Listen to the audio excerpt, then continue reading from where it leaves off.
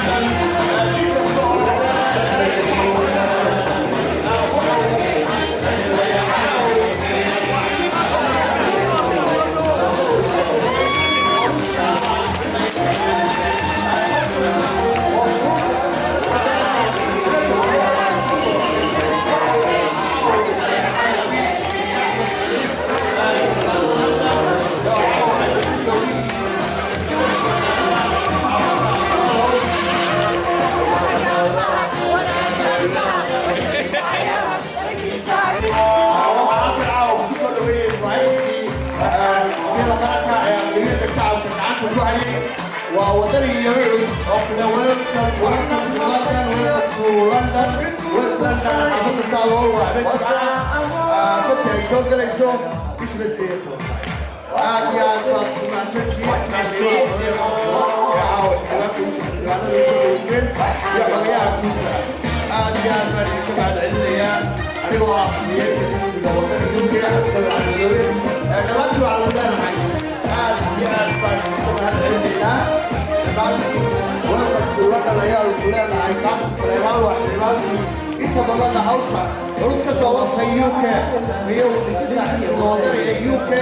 نعرف مجال لندن يوم ضلنا كسوات في ضلنا عن في صولا حلو عم بيشوفوا يوكا بيشوفوا لندن وقاس سليمان اللي بعد كسوات في طبق الصول هذه عادنا وقت بدر يساعد الدنيا اسمعيسيا قرار اسم الوطني او كتبتي هي اللي بعد قاسم سليمان ويلكم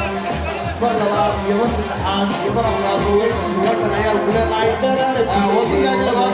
وضو غير لما تحير كذب اللي وراء علي حضيها بقى عيلا هاي يبي الدجالة او هي وصلنا وغير هذا السلوك وضري يرد أو لندن أيوة مسيرة ويا هاي ويلكم to London أيام محمد أبيب حلنا صدقوا أيام كلنا هاي وصلنا العيال عاوة يدي على قضية الصعب والطيب هاي ويلكم to London حافظ الصعب وبعدين جماعة أبي ست صوت ليس حلنا محمد أبيب هاي عاوة وكيلوه ويلكم to London محمد أبيب وحلواتي وكل ليسا وحنا قصدوا بتيجوا بالفراغ والمجالات الهندي وحلواتي عاكها عن علي حلوات عاو مسؤولي لوبي لندن سقي ملأ أكرا ملأ عيد وصل ويننا وحلوان مركز سكت الجماعة دريك الشعب دريك الدنيا دريك يدرو فاكو كدامن ما تدرك أما هنقطع حنوكا في اللوتيفو أما هنقطع رفاع كلام وهيها محمد أبيب وحلوان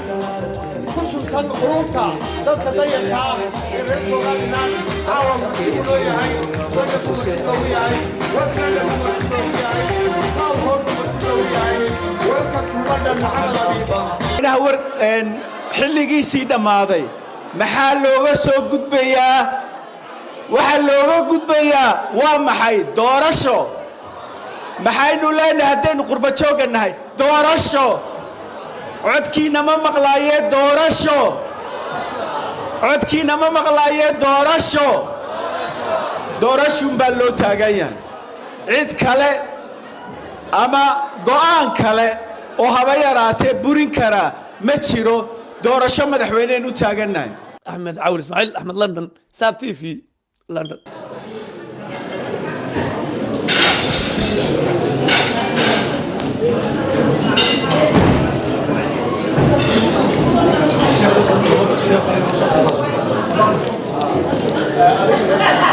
أعوذ بالله من الشيطان الرجيم قرآن كبليس كي رامسها إذن كرالية هذا بان كعد سنيا إن قرآن كامستان الله يقول سبحانه وتعالى وإذا قرئ القرآن فاستمعوا له وأنصتوا لعلكم ترحمون مركا قرآن كمركا الآخرية إبليس يرى رالية هذا أعوذ بالله من الشيطان الرجيم بسم الله الرحمن الرحيم والضحى والليل إذا سجى ما ودعك ربك وما قلى وللآخرة خير لك من الأولى ولسوف يعطيك ربك فترضى ألم يجدك يتيما فآوى ووجدك ضالا فهدى ووجدك عائلا فأغنى فأما اليتيم فلا تقهر وأما السائل فلا تنهر وأما بنعمة ربك فحدث صدق الله العظيم أن حقا شيخ كلي أوضيق معه حقا وانا يرى السياسي مركان قرآن كآخرين انت بدان إن يربان كدر صدا إذن كو يقرها عليها وحنا دي هذا السور دوينيا حلبان نذا قرانكا ugu horeeyo xildhibaanka waxa weeyaan ugu daada weyn leh inta halkan nala joogta ma aha baarlamaanka oo dhan waxa weeyaan xildhibaan Qaasim labada xildhibaan ee dhalinyarada ah runtii dhalinyarada oo dhan role model ka ah xildhibaan Maxamed Abiib iyo xildhibaan Axmed Khaliif runtii waa laba dhalinyaro ah oo role model u noqonaya تشجيعنا يانا كنا ديري قلنا دالينيرادو إنay noqon karaan waxa weeyaan mas'uuliyiin qaran oo waliba ku doyasho mudan oo labada xildhibaan ee wali aan qaraab tagin sida xildhibaano badan oo aynu ku la fajabnay oo aynu soo saarnay oo wada qaraab tageen iyagu halkii aynu ka ogeyn jooga runtii waa laba xildhibaan oo sariigta xildhibaano badan oo aynu waxa weeyaan meesha geynay waynu ku hungownay haddaynu nahay isbahaysiga laakiin labada xildhibaan iyo xildhibaano kale oo lamid ah iyo xildhibaan Qaasim waa xildhibaanada aan wali xitaa kiniin doonan marka aad iyo aad baan runtii ugu mahadnaqaynaa waanu waxa weeyaan ugu mahadnaqaynaa in badan waxaanu leenahay waxa weeyaan waa la doogiye yaan la dacaroon maalin dhow baynu noqonaynaa xisbul xaakimka insha Allah markaasaynu suxulada ka subkan doonaa aad iyo aadna waa idin salaamaya waxaan si gaar ah u salaamayaa isagana xoghayaha Cabdirasaaq isagana waanu soo dhaweynaynaa waxa weeyaan xoghayuhu de waa xoghayihii xisbiga waxa weeyaan wadanka oo dhan baarlamaanka kaliya xisbiyadii oo kaliyana halkan ma joogdeen rag badan oo kalena way nala joogaan oo Soomaaliland nala qurxinaya waxa weeyaan xoghayana saasaan u soo dhaweynaynaa marka ay qarannimada tahay iyo marka ay xisbinimada tahayna waa inoo kala soocan tahay oo markaynu xisbiyada isku haysano ma ahaynayna waxba isoo ahayn dadku in badan waxa weeyaan midha ma dareensana waxaad moodaysaa inay waxa weeyaan marka la isira durreynaya la isira taabanayo waxa la yiraahdaa nacastu meesha lagu kaftamayo in lagu dagaalamayo moodaa marka waynu soo dhaweynaynaa khiyaarta kale ee faraha badan ee nagala soo qayb gashay xildhibaanadana aad baan u soo dhaweynayaa aadna waan idin salaamaya assalaamu calaykum waraxmatullaahi wabarakaatuh ilaahay ha inagu anfaco aayadaha quraanka ah ee Cabdiraxmaan inoo akhriyay heesta calankaynu ku furanaynaa ka bacdina xafladeennii baynu guda galaynaa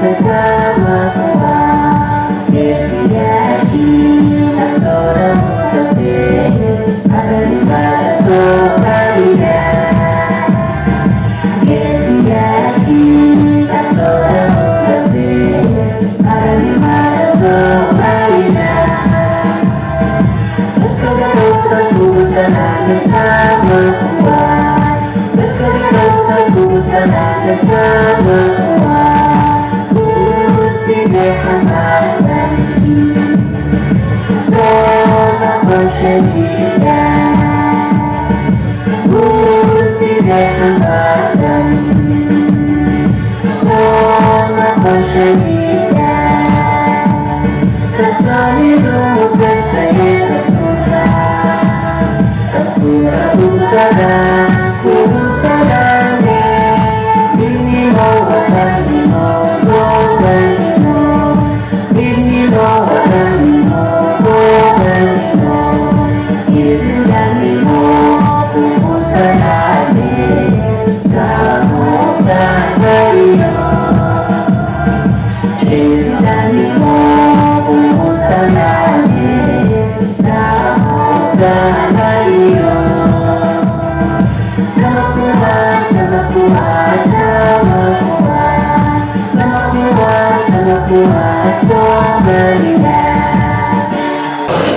suugaanta wanaagsan ee abwaaniinteenu ay tiriyaan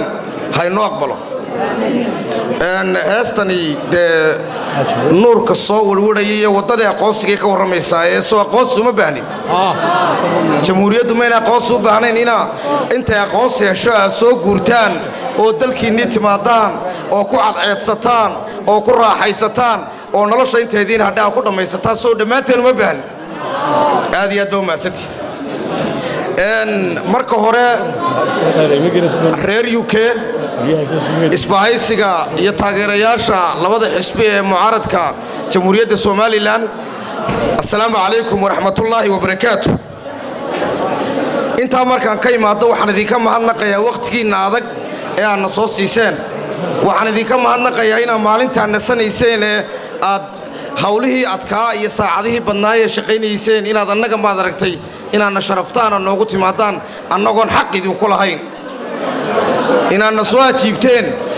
annaga oo maad aragtay waxaan idin gashannay aanay jirin inaadna soo ajiibtaan annagoo waxaad doonayseen iyo waxaa ku riyoonayseen annagoon idin siinin inaad habeenba ninka halkan yimaada UK aad soo ajiibtaan dad goba baa tihiin oo samir badan baa tihiin aad iyo aad baa umahadsantihin waxaad weli lacagta u ururinaysaan oo ginida u ururinaysaan sidaa u ururinayseen toddobaatanaadkii sidaad u ururinayseen siddeetamaadkii sidaa u ururinayseen sagaashamaadkii sidaa u ururinayseen 2000 ayaa ilaa maanta lacag u ururisaan oo lacag iskuullaa baad dirtaan oo lacag dhakhtar baad dirtaan oo lacag waxbarashaad dirtaan oo lacag caafimaad baad dirtaan oo lacag ceelal lagu qodo baad dirtaan oo lacag iskuulla lagu dhisa baad dirtaan iyadoo noognahay in malaayiinta dollar ee cashuurta carruurta iyo dumarka danyartaa laga qaado ay ragjeebadaha ku shubtaan marka xaq idinkumaanaan lahayn inaad saa noo soo dhawaysaane inaad waxay haydaan naga dacwaysaan heeg inaad naga dacwaysaan Amnesty International intaan weliba qaarka ay carruurta soo laayaan ayaa halkan yimaadaana lagu soo dhaweeyaa waxay tilmaamaysaa gobonnimadiin iyo dulqaadkiinay tilmaamaysaa ku 40 jirsateen ee ku 30 jirsateen bay tilmaamaysaa mar koowaad iyo mar labaad iyo mar saddexaad baad iyo aad baa umahadsantihiin walaalayaal marka hore waxaan jecelahay inaan idinka duceeyo carruurtii aad dhasheen inta isdilaysa ee isdhibaataynaysa inuu ilaahay dhibaatada idinka dulqaado oo ilaahay carruurta idiin hagaajiyo oo ubadka ilaahay idiin hagaajiyo oo maad aragtay kuwa wanaagsan oo adduunyada wax la qabsada ay noqdaan baan idinku ducaynayaa waxaan idinku ducaynayaa inay ubadkiinu noqdaan kuwii jamhuuriyadda horumarkeeda ka shaqayn lahaa kuwii maad aragtay sayniska ay dunida reer galbeedku ku horumartay iyo warshadaha kuwii keeni lahaa inay noqdaan ilaahay qof kasta oo idinka mida ubadkiisa u hagaajiyo kuwa xabsiyada idinkaga xidhan ilaahay ha u soo sii daayo oo ilaahay maad aragtay ha ka soo saaro intaa markaan ka imaado dal baynu leenahay Somaliland la yiraahdo soddon hore waxaynu ku jirnay muddo ku siman 20 sannadood wax ka mid ah nimaan laasanayno luflufku macaaya aniga u loogo xasan sheekh muumin allah naxariistay heestiisii ahayd malaa 70 buu tiriyey mar uu niniga warramayna wuxuu yidhi heestaa waxaan u tiriyey markii Somaliland ay ku biirtay Soomaaliya ee wixiiba la waayay meel martay ayuu heestaa tiriyey nimaan laasanayno luflufku macaaya aniga u loogo may qanacsaneen laabaha dadka reer Somaliland intii ka dambaysana dhibaato iyo qax iyo dagaal baa la galay may qanacsaneen oo dhibaato dhan baa u dhamaatay wixii ka dambeeyena qaar ka mida oo reer Somaliland ayaan tacabkii muddada badan aan ka rur sheegin waayo waxaan u qaatay inay u dagaalamayeen qaarkood inay u socdeen inay carruurta iyo dumarka maad aragtay rajalaanta ay ku sii hayaan waayo himilooyin buu lahaa qarankeennu hiigsi buu lahaa raggii bilaabayey ee budhigga u ahaa waxay doonayeen jamhuuriyad ka casrisan oo ka caqli badan oo ka cimri dheer tii duntay bay doonayeen laakiin maanta inaan la iskugu dawladeeyo hargeysa waa ayaan darro wey waa ayaan darro in dad yar dadaan qori sidan oo soo bannaanbaxay in hal saac gudihii 7 qof lagu dilaa waa nasiib darro wey بسم الله الرحمن الرحيم اللهم صل على محمد دمان وحن سلام يا دمان كسو قيب قلياش حفلدن قيمها يا قدرين تبضان هبين كان عاوي هالكري سوقيمي ما سلام يا وحا كالون سلام يا لبدا حسبي معارض ودني يوعد اسمها السجانة دي هذا السلام يا مدحدودة مشرح مدحوينة عبد الرحمن محمد عبد الله iyo gudoomiyaha xisbiga wiciid Faysal Ali Xuseen injineer Faysal Ali Waraabanaadi aad halka salaan ugu gudbinaya waxaan leeyahay ma sha Allah waxaan aad iyo aad ugu hambalyeynaya go'aamadii 13 November ay gaareen ku dhawaaqeen baan aad u soo dhaweynaa darnahay qurba joogta dalka UK waxaan leenahay ma sha Allah soo idinku garab taaganahay waanaanu idinku soo maxaan ku hambalyeynaa dhammaan reer wadani meel kasta joogtaan dalka iyo dibadiisaba waxaan leeyahay hambalyo waynu guuleysanaynaa xisbiga wadanka madaxweynaha soo socdana waxaan leenahay welcome inta ka bacdi Somaliland ha noolaato isbahaysiguna ha noolaado inta ka bacdi dhammaantiin aad baan idin salaamayaa waxaan ugu horreyn salaamayaa gudoomiyaha isbahaysiga isla markaana anigana ah gudoomiyahayagii xisbiga wicid Siciid Wicid xildhibaanada marti sharafta kale iyo dadka xafladan soo qaban qaabiyay ee wanaagsan rag iyo dumarba leh dhammaantiin aad baad u mahadsantihiin waxaan ku salaamayaa assalaamu calaykum waraxmatullaahi wabarakaatuh waxaan si gaar ah u salaamayaa marwooyinka iyo hablaha quruxda badan ee halkan fadhiya iyo hooyooyinka halkan fadhiya ee waqtigoodii noo soo huray ee carruurtoodii soo dayacay xilligan si annaga xafladan qaaliga ah waqti noola qaataan walaalayaal aad baad u mahadsantihiin dhammaantiin intaa ka bacdi dee nin iga hadal badan oo iga afmiishaarsan baa hadalka iga horreeyey markaa waxba iigamuu tegin ugu horrayn waxaan rabaa horta halkan inaan halkan ka taageero fariintii ama dhawaqii ka soo yeedhay labada xisbi ee ahayd in dawladdu 13 November muddaxileedkeedu dhammaaday baaqaasi dhammaantood sama wada taageersanin intaa ka bacdi anugu intii aan halkan joogay waa xafladdii saddexaad aan ka hadlo inta badanna waxaan gudbinayay 2 fariimood fariintaasoo ah dadku inay inta badan fahmaan sababta buuqan siyaasiga ama political crisis-ku waddankan uu maanta uga jiro waxay arkayaan xildhibaano is haysta mucaarad is haysta dawladdii oo halkan ka qaylinaysa booliiskii oo cidlaynaya inta badan dadkeennu markay wax dhacaanna isma weydiiyaan waay ay waxani wax u dhacayaan mar kasta oo ay wax dhacaanna haddii la isweydiiyo waxa dhacay sababtay u dhacayaan jawaabteeda waa la helaa laakiin inta badani ma jiraan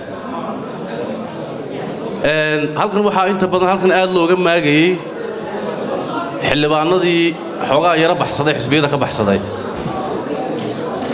run ahaantii aniga imika taasi ma dhibto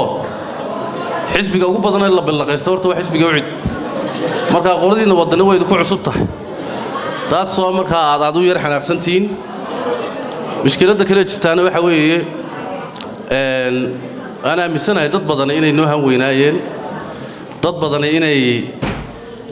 ay maadaama xildhibaano naga horreeyay 15 sano fadhiyeen diilo badan naloo qabay iminka waxaan halkan ka arkay dhowr qof oo xildhibaanadii hore yara baxsaday xoogaa ku yara turunturooday xildhibaanku dicirka kama soo dhicin waa xildhibaanada aad dooratay laakiin dadku ismay weydiineen wararta xildhibaano horta sideed ku timi horta marka hore aw xildhibaano sideed ku timi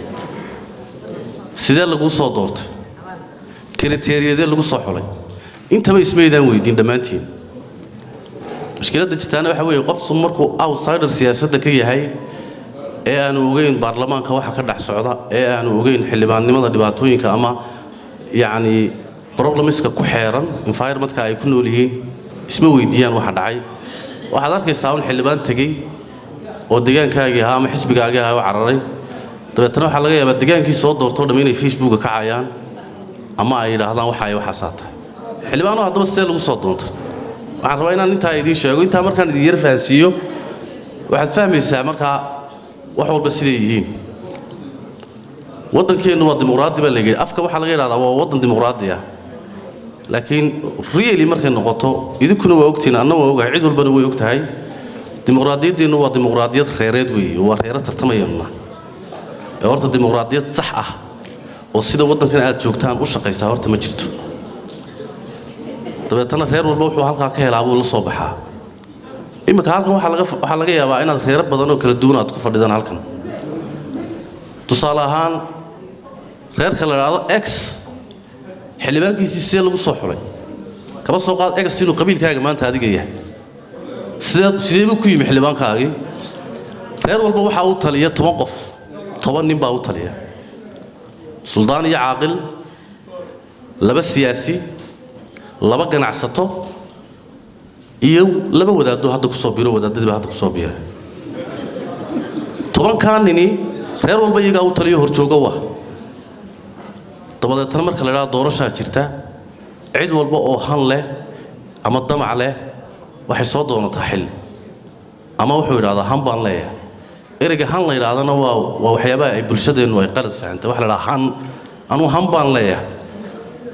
dabeetana marka hankii wuxuu noqday inuu qof walba tiisa personally sidii uu dantiisa uga shaqayn lahaa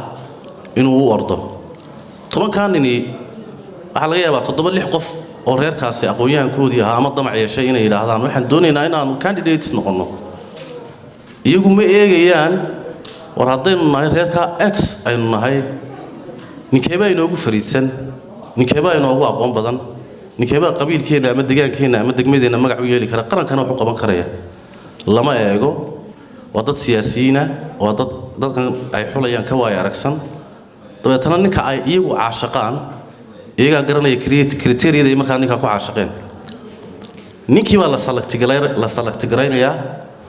dabadeetana raggii kale soo haray waxay noqdeen rag la laaluusho lacag loo celiyo qaar la xidhxidho qaar la eryado muraaradilaac marka dambe suuqa iyaguna gala halkaa waxaa lagu iclaamiyey x reerkii x ah xildhibaankoodii waa la kaxeeyey waxaa la geeyey xisbigii qofkani weligii xisbiga mabuu gelinba xisbigan kamuu tirsanaynba waddani maaha ucid maaha kulmiye maaha dabeetana sidii baa lagu kaxaynayaa iyadoo ay reerkii leeyihin annaga musharaxaygii waa kan markaa reerkaa x musharaxoodii ma xisbigu ma candidate ku siiyey mise qabiil ku siiyey nimankaa horboodaya 10 nin buu siiyey oo xisbigii iyo qofkaa candidate-ka la siinaya connection ka dhaxeeya qaaraankiisa muu bixin xisbigan meel alla meel weligii ku arkay ma jirtaba halkii baa ninkii laga kaxeeyey waxaa la geeyey tuuladiisii ama degmadii baa la geeyey waxaa la yidhi bari iyo mashriq waxaa la yidhi hebel baa inoo musharaxa innaka ma garanaysid adigoo qurbaha joogana waa tala ugula soo hadlay whatsapp group baa laydiin sameeyay musharaxeeni qaaraankiisa soo ururiya dahabkiini baa soo gurteen wax walbaad soo gurtay you don't know qofkanaad dooranayso ama reerkiinu ay soo salagtigareen ninkii guddi baa loo samaynayaa dhaqaala loo ururinayaa cid walba waa ta laga reebay doorashadii buu gelayaa wuu soo baxay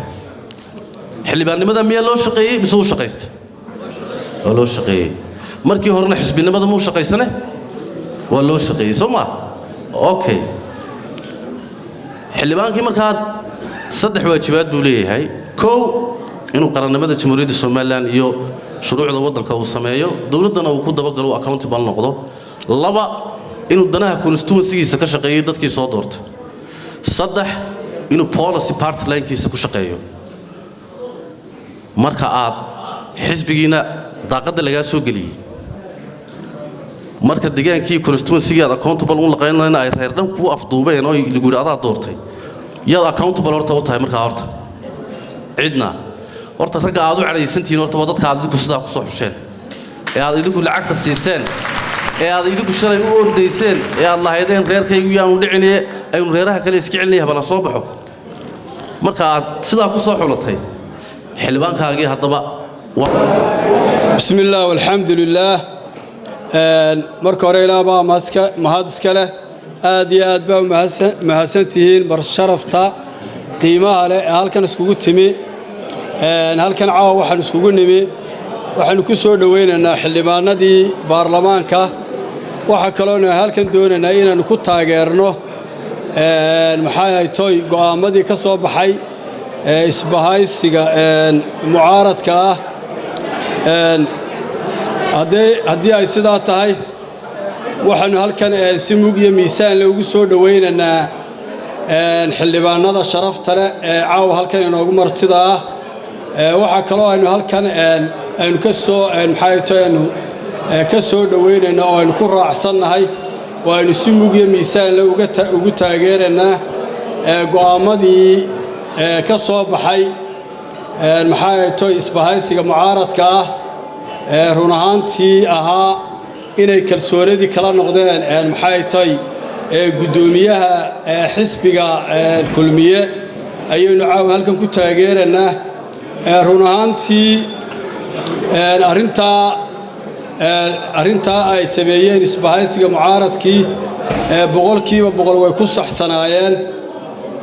guddoomiyaha xisbiga maxay tahay kulmiye maxay tahay fursaddii iyo jaaniskii uu haystay isaga ayaa iska lumiyey maanta wuxuu ku joogaa maxay tahay sharci darre ayuu ku joogaa waynu la soconnaa muuse horraantiisii iyo dambayntiisiiba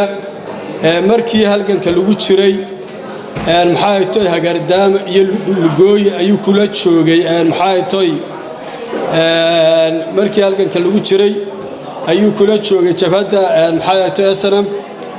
markii la soo galay gudaha waxaanu wada ognahay inuu nin kastoo madax noqdo iyo xukuumad kasta oo maxay tahay waddanka timaada inuu maxay tahay uu kalarka haystay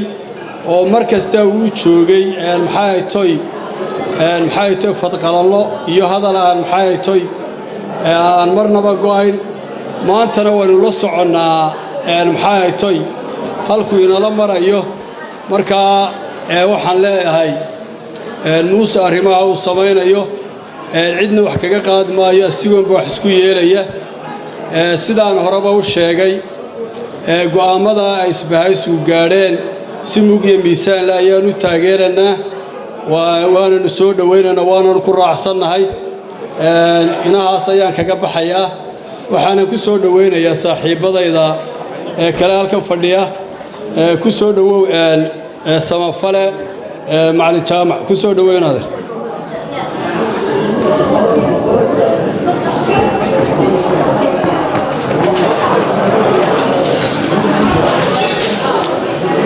السلام عليكم ورحمة الله وبركاته دمان متى شرفتا halkan iskugu timi waan salaamayaa waxaan ku salaamayaa salaanta islaamka dhamaantiinba waxaan halkan caawa iskugu nimay inaan soo dhaweyno xildhibaanada insha Allah inoo iman doona dhawaan imka soo gali doona ee qaranka u shaqeeya ayaynu halkan ku soo dhaweynaynaa saddex mas'uul insha Allah taala waxaanu halkan u fadhinaa caawa inaanu taageerno go'aanadii ka soo baxay isbahaysiga xisbiyada mucaaradka oo maanta xilka lagaga qaaday guddoomiyaha xisbiga kulmiye isagoo berigii hore madaxweyne ahaan jiray laakiin waqtigiisii halkaas ku soo dhammaaday waxaanu ku fadhiyaa kursiga sida ay sheegeen dadkii iga horreeyey sharci darro. أعوذ بالله من الشيطان الرجيم بسم الله الرحمن الرحيم السلام عليكم ورحمة الله وبركاته مدنيال يا مرويال aad baad ugu mahadsantihiin ka soo qaybgalka xafladan wada jirka ee noo sameeyeen xisbiyada mucaaradka ucid iyo wadani aad baan idinku mahadnaqayaa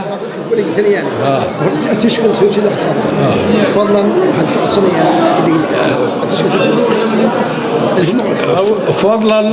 aynu isdhegaysano xafladii aynu nimi waynoo furan tahay khaasatan qaybta dumarka waxaynu xafladan isugu nimi inaynu garab istaagno oo aynu xafladan isugu nimi sidaynu muujin lahayn taageero cudud caqli maal leh oo aynu la garab istaagno labada xisbi ee mucaaradka ah waynu ka warhaynaa xaaladda waddanku ku jiro waa xaalad adag waa xaalad ah anaa idin xukumaya amarkaygaana shaqaynaya waxaan doono waa xidhaya waxaan doono waa qubaya waxaan doono waa qaadanaya ummad ku jiri karta ma nihin ummad waxaynu nahay qaabka ay qaateen ay u shaqeeyeen soddonkii sane ugu dambeeyey uu ahaa qaab dimuqraadi ah oo ah doorasho inaynu gallo in la tartamo in la kala helo in ciddii ku guulaysata ay waddanka hogaamiso muddo 5 sano ah madaxweynaha uu xilkiisii ka dhammaaday muuse biixi cabdi waxaynu doorannay 13 November ayay doorashadu dhacday 2017 13 December xilkuu la wareegay 5 sano way dhammaatay waqtigii ahayd inaynu doorasho u dhaqaaqno one man one vote ah oo ay ka dhacdo 6 gobol ee Soomaaliland wuxuu ku bedelay inuu yiraaho waraaq uu qoro gurtida u geeyo uu yiraaho iduna 5 ku darsada anigana 2 igu dhufta waa nasiib dareen ugu tahay waa waxaynu ku heshiinay ka duwan waa wax ka soo horjeeda dastuurka waa waxaan la yeeli karin ma yeeli karto ummad damiir leh oo 5 milyan ah oo xor ah meesha waxaynu isugu nimi sharciga cadaalad wada jir haddii uu ilaalin waayey ninkii la doortay ee waqtigu ka dhammaaday macalaasif ma dhacayso nin 5 sano sugayey oo aan ku qanacsanayn maamulkiisa cadaaladiisa dowladnimadiisa siyaasaddiisa inuu yiraaho waa ku xukumaya 2 sano ku darsaday ma qaadan karo mana ka yeelayno haddii uu sidaa u sii wadana ciddii uu ka liito buu xukumaya inuu xukumi maayo waa madaxweyne ku caanbaxay taariikhdiisii hore ta dambe intuu madaxweynaha ahaa fadhiidnimo dowlad xumo corruption cadaalad darro iyo sharcigii uu jaabka ku qaatay waddanka isaga ka qasnaji guud gudoomiyaha baanka dhexe gobornaradu waa magacuyaal wasiiradu waa magacuyaal waa one man ummadna ma dhaqdo tala ah aniga saayidi ana amarka bixiye ana waxa doonayo war ma yeeli karo dad ilaahay sharfay oo karaamo siiyay oo aqli siiyay oo cisi siiyay oo raganimo siiyay beena ma yeelayno waxa weeye madaxweynena maaha maxaa loo baahayay marka ninkii la doortay markuu qaabka ana idin haysanaya waynu aqli keena waynu tala keena waxaynu u baahannahay xisbiyadeena mucaaradka oo targetkeena iyo yoolkeenu yahay inaynu midayno dhammaan dadka degan 6 gobol ee Soomaaliland inagoo gacanta haysanna aynu xilka ku niraano saaxiib waqtigaaga waa dhammaaday Somaliland waa xisbiga wadani iyo ucud idinkuna marti qaadeen in caawa nagala soo qayb gashaan soo dhaweyntan qiimaha badan ee aan ugu samaynay xildhibaanadii runtii karaamada iyo xishmadda lahaa ee aqlabiyadda shacabka soo doortay mar walba la dareenka ahaa oo caawa ay maxamed abiib iyo ay nagala joogaan axmed khaliif iyo xildhibaan qaasi saleebaan aad iyo aad baan idinka mahad celinaya waxaa kaloo intaa dheer inuu isaguna uu caawa martiinoo yahay xogayihii guud baarlamaanka somalilan cabdisaaq siciid ayaa leh oo dhammaantoodba aan jecelahay inaynu caawa sacab iyo karaamo iyo sharaf aynu ku soo dhoweyno aqlabiyadda shacabka somalilan waa isbahaysiga welcome to London ayaan leeyahay dhammaantiin xildhibaan maxamed abiib waa fadhiya xildhibaan qaasim saleymaanna waa jooga waxaa kaloo aan jecelahay xildhibaan kabra inay iyaduna soo istaagtay stageka haddii ay joogto waxaan aad iyo aad idinka mahad celinayaa sida aad nooga aqbasheen inaad caawa aad nagala soo qayb gashaan xafladan quruxda badan ee aan ku soo dhaweynayno xildhibaanada iyo xogeeyntaba iyo martida kale ee caawa oo ay ka mid yihiin rag uu ka mid yahay saxufiga weynaa najax aadan cunaaye oo isaguna caawa goobjoog inoo ah boorame newsba isaguna caawa goobjoog inoo ah oo isaguna inala jooga tafatirihii aad iyo aad baan dhammaantiinba idinka mahad celinaya xafladdii baynu bilaabanaynaa waxaynu sidii inoo ahayd waajibka aynu ku furanaynaa aayada qur-aan ah oo uu inoo akhriyo cabdiraxmaan saleymaan dirir oo aan jecelahay inuu halkan soo istaago waa tahay waynu ka sii soconaynaa looma kala hadhin caawa xafladda soo dhoweynta waa maalin jimco ah bishu ay tahay 18 habeen sabti soo gelayso waa west london magaalada london UK siyaasadda isbedbedelkeeda iyo muuqaalka ay leedahay ee dalkeenni maanta ka muuqda iyo baaxaadagga meel uu saldhigi doono aan cidi garanahaynin aynu ka wareysanaynaa inooga warramaya insha allahna waxaynu rajaynaynaa in si dhaqso ah ay u soo gabagabowdo khilaafkaa hadheeyey waddankeenni aad iyo aad buu maatay kusoo dhawo guddoomiye cabdirashiid magaalo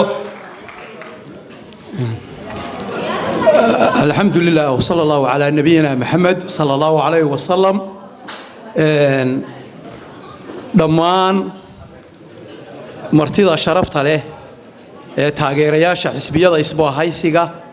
ee waqtigoodii soo huray ee halkan yimi wax inama iyo hablaba gudi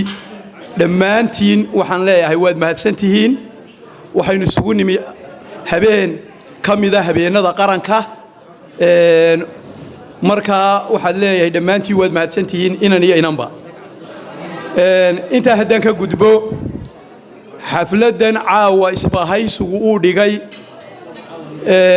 xisbiyada isbaahaysigii waxa weeyaan laba qorshay daaran tahay qorshe waxa weeyaan qorshe aynu ku soo dhaweynaynay laba xildhibaan oo ah xildhibaanada golaha baarlamaanka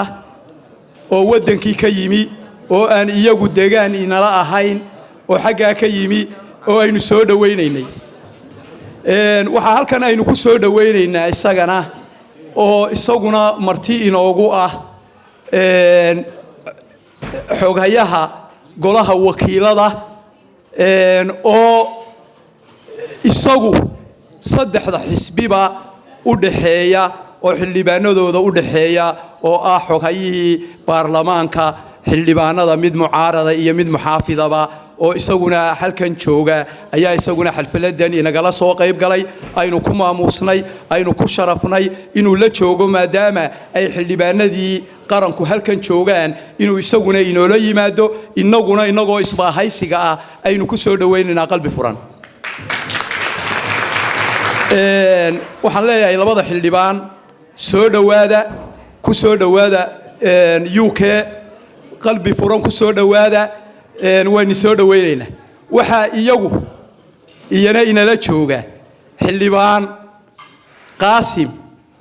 oo ah xildhibaan marka calanka wadani sidaa loo eego dhexdiisa laga arkayo oo inaga inagu matala golaha wakiilada mar haddaynu reer UK nahay waxaan aaminsanahay qaasim inuu ku matalo mucaarid iyo muxaafidba marka UK la yiraahdo oo nin qiimaha leh ah oo isaguna inala jooga oo inala soo dhaweynaya xildhibaanadan qiimaha badan ee ah mardhoofka ee labada nin ee qaaliga ee dhalinyarada ah ee aad u qiimaha badan oo ah laba nin oo mabda adag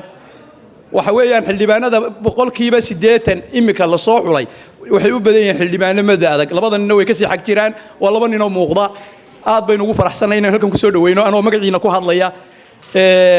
haddaan taa ka tallaabo waxaa jira xildhibaanad qaali ah oo reer UK qaalina inagu ah lala dagaalamay dawladda oo dhan isugu tagtay dagaal culus ku qaaday oo cod badan wax yar ku hadhay wax yar waxa weeyaan dagaalka lala galay waad ogeydeen illa yiri xamar bay lacag ka soo qaadatay markii propaganda wax kale waayay xarig iyo wax walba uu soo gashay wax yar ku qaadatay iska difaacday qof bir laba ah waxa weeyaan xildhibaan kubra oo halkan inala joogta oo iyaduna ina reer UK markaynu nahay isbahaysiga oo aynu caawa halkan joogno waxa inoo matalaya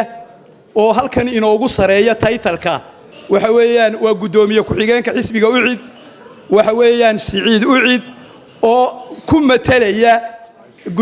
isbahaysiga gudoomiyeyaashiisii matalaya gudoomiye xirsi isaga inoo matalaya gudoomiye Faysal isaga inoo matalaya isaga caawa halkan jooga oo mas'uulka inoogu sareeya ah oo halka jooga waxa banalka fadhiya ugaas ka Harun oo aad wada garanaysaan qaniyo cali taariif waxa weeyaan waa reer UK waa ugaas inaga tirsan reer UK wada ugaasa ayaa inala jooga waxaan leenahay isagana mar walba garabkeenu taagan yahay waxaan leenahay saldanada aad noo hayso aad baan raali kaaga nahay halkan caawa waxa inala jooga nin ballaaran oo aad u ballaaran oo la yiraahdo macallin jaamac oo xisbiga reer Sweden ahaa shaqo wanaagsan ka hayay hadda UK u soo guuray aan rajaynayo inuu xisbiga wax badan ku soo kordhin doono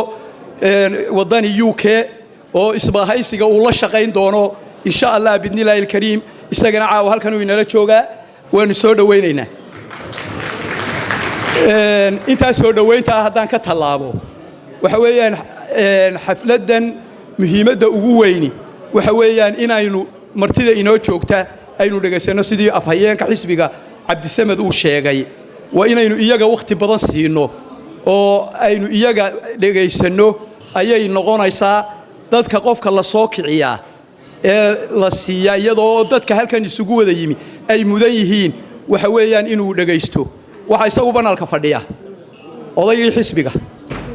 oo waxa weeyaan egas wasiir Maxamed Yaasiin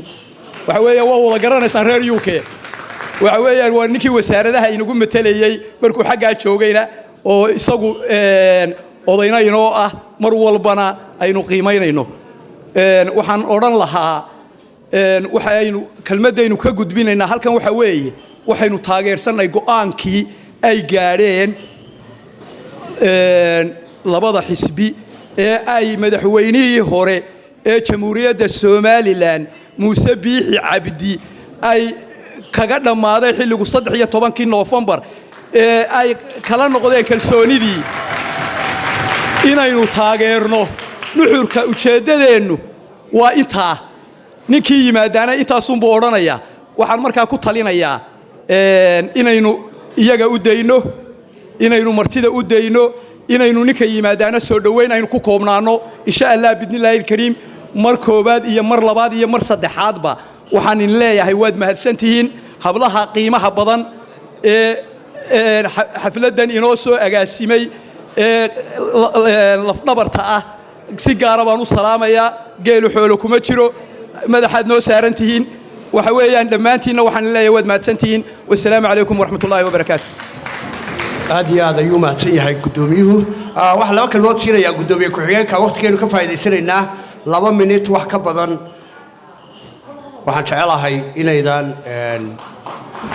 heli karaynin marka ku soo dhawo gudoomiye ku-xigeenka xisbiga waddan ee UK بسم الله الرحمن الرحيم الحمد لله رب العالمين وصلى الله على نبينا وعلى آله وصحبه وسلم ugu horeyn xildhibaanada iga dambeeya taariiftii waxa sheegay gudoomiyaha oo hal u kala qaaday ayagoo isku duba saddexduba xogayaha guud ee golaha wakiilada cabdirasaaq siciid ayaanle marti sharafta halkan fadhida dhammaantiin odayaasha iga dambeeya kobra ugaaska all of them waxaan idinku salaamayaa salaanta islaamka assalaamu allaahi calaykum waraxmatullaahi tacaala wabarakaatu waqti badanaan ku hadlayaa ma jirto halka kan ugu horrayn waxaan soo dhowaynayaa aniga oo landhanaba dee macal guddoomiyaha anoo ka sii landhanaysan waxaan soo dhowaynayaa xildhibaanada cusub iyo xoogayaha ku soo dhowaadaan leeyahay London welcome to London mar labaadka waxaan doonayaa oo aanu halkan u joognaa dhammaanteen sidii la sheegay go'aankii xisbiyada isbaahaysiga ka qaateen 13 November aanu taageerayno ayidayno xoojinayno go'aankaas wuxuu ahaa go'aankii ugu wanaagsanaa abid dhaca waxay soo afjartay kurbadii iyo kadeedkii haysta 5 sano ugu dambeysay ee Somaliland meel wacan baa la dhigay arrinka annaguna waanu taageersanahay waanaanu ku faraxsanahay muusena waxaanu leenahay muusow 5 sannadood ee lagu doortay way dhammaatay nabigu calayhi salaatu wasalaam wuxuu yidhi almuslimuuna calaa shuruudihim shuruuddii aanu dhigana 5 sannadood bay ahayd way dhammaatay wixii waxaa ka dambeeya waxaan ku aqoonsanahay madaxweynihii hore ee Somaliland waxaan ku aqoonsanahay guddoomiyaha xisbiga kulmiye asalaamu calaykum waraxmatullahi wabarakaatu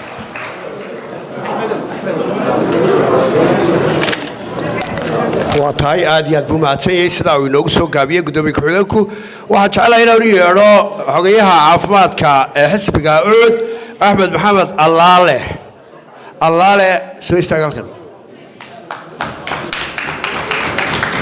بسم الله الرحمن الرحيم اللهم صل على سيدنا محمد وحنا سلام الله وضو دنبينيسا waan ku soo degdegay aad baan idin salaamayaa marti sharaftan qiimaha badan ee soo ajiibtay xafladii ballaarneyd ee aan ku soo dhaweynaynay xildhibaanadeena sharafta leh ee aan lahayn welcome to London kolay halkan uma malaynayo sidoo gudoomiyaha uu sheegay in khudbad badan laga jeedinayo waxaan soo dhaweynayaa xildhibaan maxamed abiib waxaan soo dhaweynayaa xildhibaan maxamed khaliif waxaan soo dhaweynayaa xoghayaha baarlamaanka waxaan soo dhaweynayaa saaxiibkay qaasim oo nin qaaliya oo in badan soo wada shaqaynay waxaan leeyahay dhammaantiin soo wada dhawaada waxaan leeyahay xafladana waxaanan kaliya markaan ku hadlo afka ucud waxaan taageersanahay waxaan ku celinayaa mar kasta waxaan taageersanahay go'aankii ay qaateen oo ahaa go'aan aad u qiimo badan oo xisbiyadu gaareen waxaan leeyahay labada guddoomiyaba waxaan leeyahay aad iyo musharaxa xisbiga wadani cabdiraxmaan waxaan leeyahay aad iyo aad baad u mahadsantihiin shaqo fiican baad qabateen waxaan leeyahay waan idin taageersanahay Somaliland oo dhan baa idin taageersanahay aad baad u mahadsantihiin wassalaamu calaykum waraxmatullaahi wabarakaatu aad iyo aad ayuu mahadsan yahay xogaya allaale waan ku sii soconaynaa waxaan halkan jecelahay inaan uga yeedho guddida fulinta ee isbahaysiga labada xisbi waa ucud iyo wadani oo aan jecelahay dhammaantood inay halkan horteyda ka soo muuqdaan rag iyo dumarba waan idiin yeedhay halkanaad soo istaagaysaan waxaan tusaynaa xildhibaanada aqlabiyadda shacabka Somaliland ee isbahaysiga wadani iyo ucud xildhibaanada waxaan tusaynaa sida ay isugu duuban yihiin hawshan quruxda badanna ay u soo abaabuleen hortiina inay soo istaagaan oo ay runtii aad ka dhex garataan dadka gacmo furan bay idinku soo dhaweynayaan aniga oo aan kala saaraynin wadani iyo ucud rag iyo dumar waa kuwa hortayda taagan haddaad tihiin xildhibaanadii iyo haddaad tahay xogaye runtii waa xisbiyo habaysan oo runtii laamahooda gaar ahaan xisbiga wadani oo 13 silaamoodba caawa ay horteeda ka muuqdaan iyo dhammaan xisbiga ucud oo isaguna horteeda ka muuqda guddidiisa fulintu aad iyo aad baa dhammaantii u mahadsantihiin iyagaa suurtageliyey inay xafladani qabsoonto iyagaa suurtageliyey habluhu inay ay gaar ahaan xisbiga wadani waa lafdhabar bar kastaba waa lafdhabar isbahaysiga laakiin hablo badan oo halkan horteeda iga muuqda la'aantii aqlabiyadda shacabka UK xisbiga wadani iyo xisbiga ucud midna muu shaqeeyeen manuu suurta gasheen xafladan caawa inay inoo qabsanto dumarka ha la ogaado hablaha la karaameeyo madaxaa noo saarantihiin aad iyo aad baan idiin soo dhaweynaynaa waa taagnaanaysaan waxaan jecelahay inaan labada xisbiba rag iyo dumar midba qof aan ka siiyo waxaan ku horeynayaa xisbiyeynaha wadani oo aan jecelahay kanadii miyo agteeda jooga kanadii ma arko yoolac waan siinayaa oo igu xiga aan jecelahay cabdirasaaq waan siinayaa cabdirasaaq adigaa ku hadlaya afkii xisbiyeynaha golaha fulinta UK. السلام عليكم ورحمة الله وبركاته دمانتين شعب وينهن غير سومالان حسبك إصبحايس لبضع حسبي إصبحايسك العودية وطني كسوق يبقلك كسوق يبقشين حفلة بلارن هذه باو مهسنتين مدحدا كسوق يبقشي حل بانا ذا إيو حقيا بارلمانكا يغن هذه بانو سودوينيا وانا مهسيين قد ذا فلنتونا runtii aad iyo aad bay u mahadsantahay shaqo wanaagsan bay qabteen oo dhammaantiin waad mahadsantihiin wasalaamu calaykum waraxmatullaahi wabarakaatu. waa tahay si aan si feera isugu barxo waxaan jecelahay markale inaan xisbiga ucud isla aan qof ka siiyo sahra ayaan jecelahay inaan u dhiibo.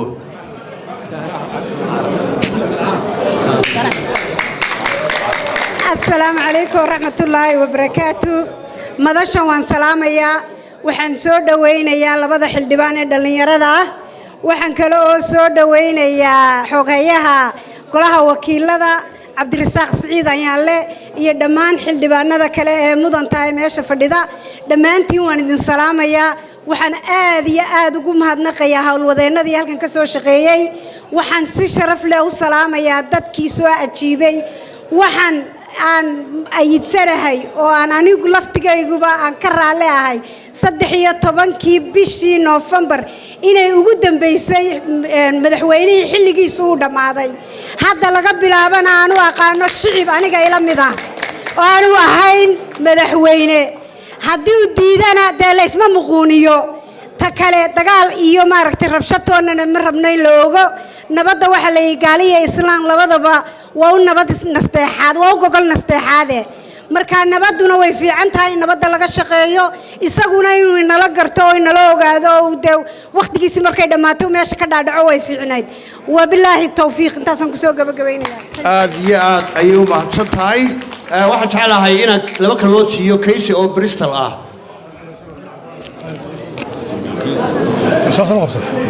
بسم الله الرحمن الرحيم السلام عليكم ورحمة الله وبركاته وبه نستعين على أمور الدنيا والدين مركو هراء وحنكو سلام يا سلامة إسلامك السلام عليكم ورحمة الله وبركاته مرلبات كوحن سود وين مرت شرفته كم يدين مقرأ صحيح اللي بعنا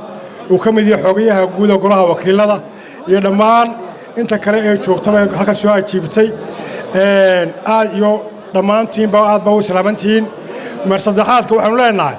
وروح هرو تريكا من وحوي هالكاي ما أنت تاجنتاي وتشكشن 5 ka haduu ina dhaafto de wuxuu ma yaalaan markaan waxaan leeyahay halka ayaan ina dhaaf halka ay maanta taagan tahay yaa ina dhaafin wassalaamu calaykum waraxmatullaahi wabarakaatu. waa tahay oo ka sii soconaynaa waxaan laba kalmood iyadana jecelahay inaan halkan aan ka siiyo Saynab Qurjuf ayaan jecelahay iyadana inaan laba kalmood siiyo. السلام عليكم ورحمة الله وبركاته waxaan halkan ku soo dhaweynayaa oo caawa isugu nimi xildhibaanada xogayaha waxaan kaloo soo dhaweynayaa marti sharafta nagala soo qayb gashay xafladan aynu ku maamuusayno caawa waa la yaabay waxa la yiri Saynab Qurjuf talow maxaa maaska u xidhay war xafladii hore aan ka qaaday bahal cuduraho weyn ma raba mid kale inaan xambaaro marka waan idin soo dhaweynayaa xildhibaanada yaryar ee dhalinyarada ah waxaan soo dhaweynayaa xildhibaan kubra oo qofka kaliya banalka mar walba nagu matasho dumar ahaan aad iyo aad baan ku soo dhaweynayaa dhammaan banalkooda waan soo dhaweynayaa labada xisbi waan soo dhaweynayaa waxaan soo dhaweynaynaa ee kale go'aamadii la qaatay ee xisbiyadu isla qaateen shacbi weynaha Soomaaliland oo dhammaantood 80% baynu oran karnaa iyaguna qaatay go'aamada xisbiyada waxaynu leenahay dalka waa loo soo halgabay waa loo dhintay waynu dhisanay 30 sanadood ka dabadeed yaynaan helin annaga siyaad barro kale macangagiga nagu noqda waxaynu doonaynaa inaynu dalkeena dimuqraadiyadda wanaagsan iyo xisbiyadu golaha ay xaadeen iyo siyaasadda nadiifta inaynu ku wadno isbeddelun keenno xildhibaanada yaryar ee tirada dhalinyarada ah ee runtii aad iyo aad u firfircoon waxay iyaguna u yihiin lafdhabar dhalinta soo socota kuwa hadda jooga iyagana waynu ducaynaynaa waxaynu ugu ducaynaynaa inay dalka iyo dadka u hiiliyaan ee aanay jeebkooda iyo gacantooda iyo xaafadooda u hiilin aad iyo aad baan idiin soo dhawaynayaa salaamu calaykum laba xildhibaanada runtii waxaan doonayaa kelmad dardaaran inaan siiyo dardaaran koranaya waxa weeyaan waxa jiray xildhibaanadii ka horreeyay ee Soomaaliland soo maray xildhibaanada waxa ku jiray xildhibaano naanays la baxay oo la oran jiray mooshin quutayaal waxa ka sii horreeyay baarlamaan kale oo ay ku jireen xildhibaano la oran jiray dhaameel iyo mooshin quuta labadu waa laalushqaate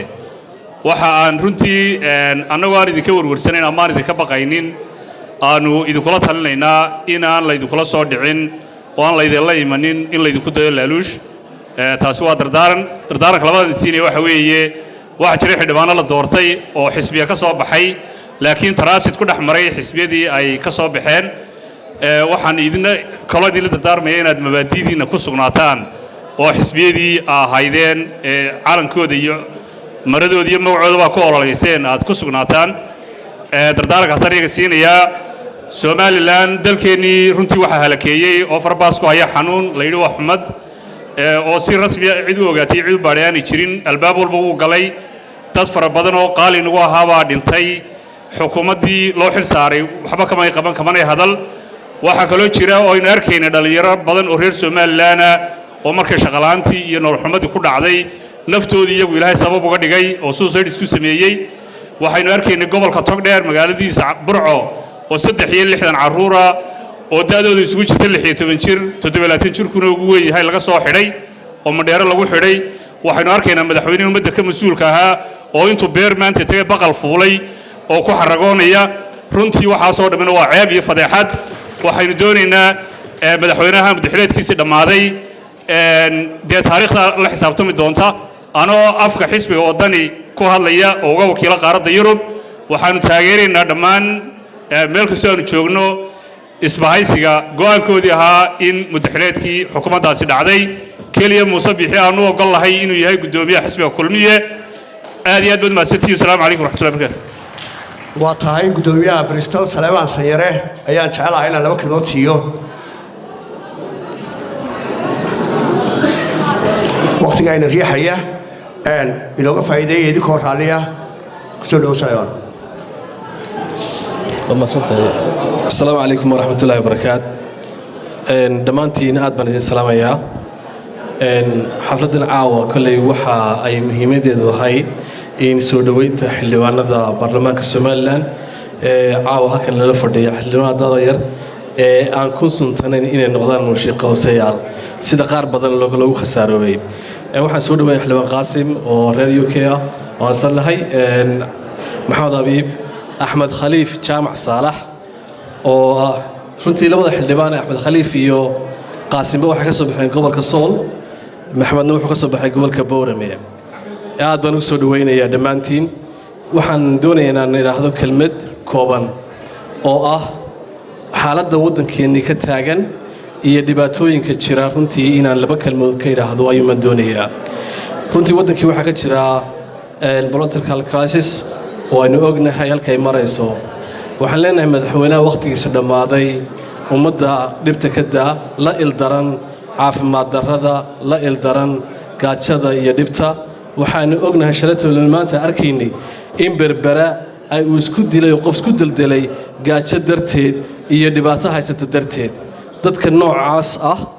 ee dhibaatada maalin walba hargeysa iyo berbera la iska daldalayo gaajo iska daldalayso ee maalin walba caafimaad darrada ugu dhimanaya in aad maantana adiga oo 5 sano ka dhamaatay muddadii aad haysatan waxba aad ku qaban kar weeyday kuna fashilatay xilkeedii inaad isku sii dhajisaa waa ku ayaan daray nasiib darro weeyaan waxaan leenahay ummadda ka daa dhibta oo wareeji xilka doorashada qabo oo doorasho qabo baan leenahay wassalaamu calaykum waraxmatullahi wabarakaatuh aad iyo aad ayuu mahadsanyahay Saleebaan waxa horteeda soo fadhiya jecelahay laba kelmood inaan siiyo abwaankeena weynaa waa Faarax Murtiile Faarax soo istaagaalkan waad mutaysatay inaan ku yeedhno inaad halkan soo istaagto waayo bahda fanka runtii xisbiga wadani iyo isfaaysigu qadar weyn bay mudan yihiin caawa Faarax bay nala joogaa Faarax wuxuu soo dhaweynaa labadiis kaloo ka ilaado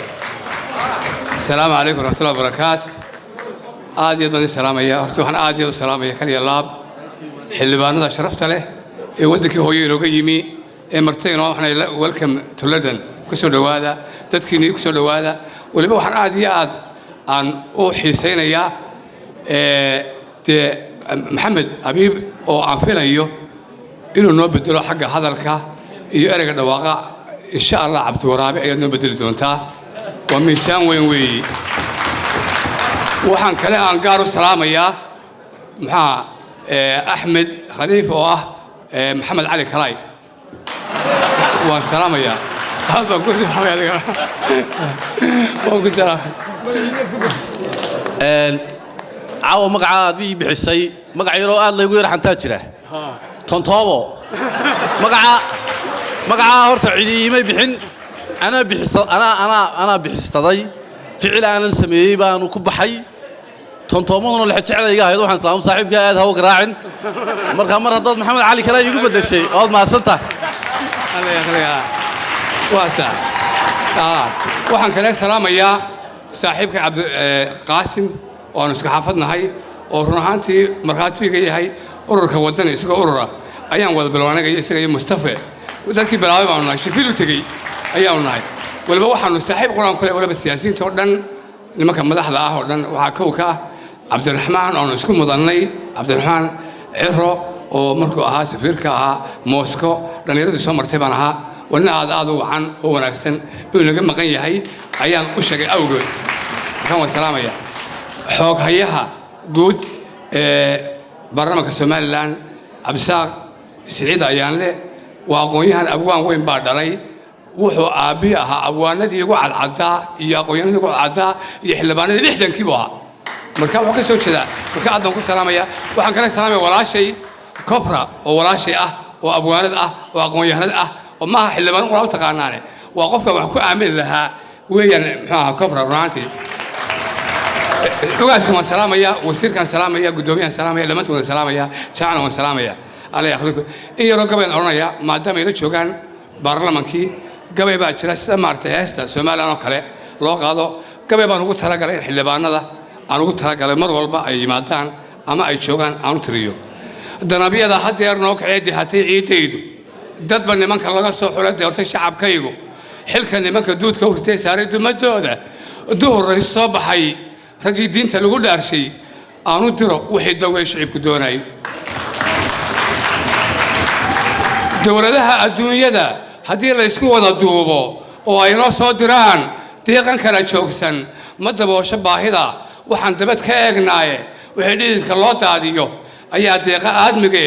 badoo dayran الدنيا ذا نغني يذهب كعيدين نبعدوا ذا نسيي بنهوس باللودينه تردها درابة يبيها دول عينايا هدي من اللوك لدوه أو دات كله حريو لأنك ما دبر عين لوكا إيه ولا تجينا كود البلد ده كانوا دول دعاد وحولا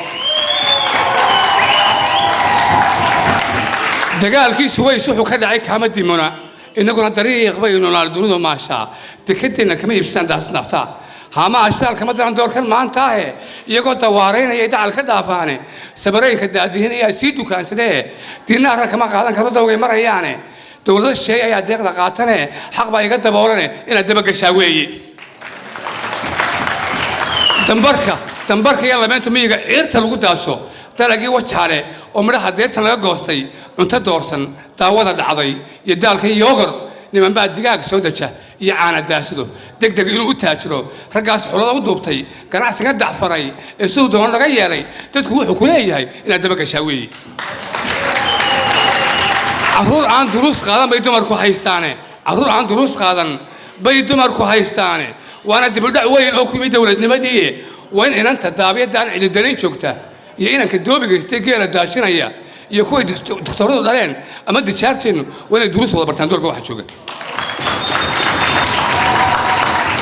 ogaadhay dabeel cartay durugtay mooyaane dibigaalidii soo haray diinka dhoofsadee daawuska kama ayaa dooxa loo raray wala dubaylo si daaqay dooga xoolaha tabna waxay sureen geedii daawada ahaa raga dhuxusha daabulanaya ee duway u eebgeeya balnayn doorada hadhay iyo duurka laga gaadho ama dureebada baxday iyo dixid cayntiisu deegaanku wuxuu ka rabaa difaacada دودي بن إسرائيل markii dunya laga yeeshay ay sida dameeraha rarteen duulkii maamulayay dulmigii fircoon waday markuu daayo uga heshay ay dibiga sii caabudeen muuse dabadiisa oo dulmi qoonkii oo diinta laga leexshay ee wacrada kula duulay ee dugay walaalkina adiguna dadkayga wax noqon qaar la duubsadee istugsada istaadihiya oo hala isku duubnaado hana kala dareerina idinkoon dooda ku heshinin qoonkii yoonis loo diray markuu diday amarkiisa isagoon daliilkii sharciga diinta kala quusan doonida markii uu koray ee dabadda loo tuuray isagoon ilkaa darin markuu xud ka dalabsiiyey caloodada markii lagu riday ee uura lagu dayray badna lagu daboolay ee habeen dabar lagu saaray dabaqyada madow goortii uu daaqil uga baaqay ee rabba waxaan dulmiyey doorka noloshii dembigayga dhaaf oo waxaan daana galay saamac isagoo dib dhacay oo eeg ukun dareer taalla hilib diirka laga qaaday oo dikhla aad moodo degdegsiyo xoodkii markuu laba cisho tuuray deeradii ilmaaneed markuu deeqda u keenay ee uu daweeyey ilaah dib u qurxoonayey ee lii dadkaaga ku noqotay day ummadaadii degdegsiyo waa kii sujuudaayin lagu dhigay adiguna dadkaygoo waxbaan diirad ku arkaaye istugsada istaadihiya oo hala isku duubnaado hana kala dareerina adoon dooda ku heshinin dowladda iyo baarlamanku waa uliya diirkeed hadday kala dilaacaan awoodda haatay noqone istugsada istaadihiya oo hala isku duubnaado hana kala dareerina idinkoon dooda ku heshinin dowladda iyo baarlamanku waa daab iyo gudintii haddii aan dastuurkeenu noqon mid isku soo daaba dogob iyo berbay noqonaya midabadaan yaallo dowladda iyo baarlamanku waa dawlad sii ceel haddii aan wadaan loo dardaro noqon dastuurkeenu daraan fulin ayay noqonayaan dunyadoo ooman dowladda iyo baarlamanku waa dabayag baaruud haddii aan dastuurkeenu noqon daw mid kala siiya danab iyo hilaac bay ahaan dila sokeeya u damqada u dirnaxa dadka oo raaca danahooda nina duubka loo xidhay shacbiga yaanu ugu doobin dabka olola gaas daaraysa iyo biyadda siinaya dowladnimadu wasaa dabka olola gaas daaraysa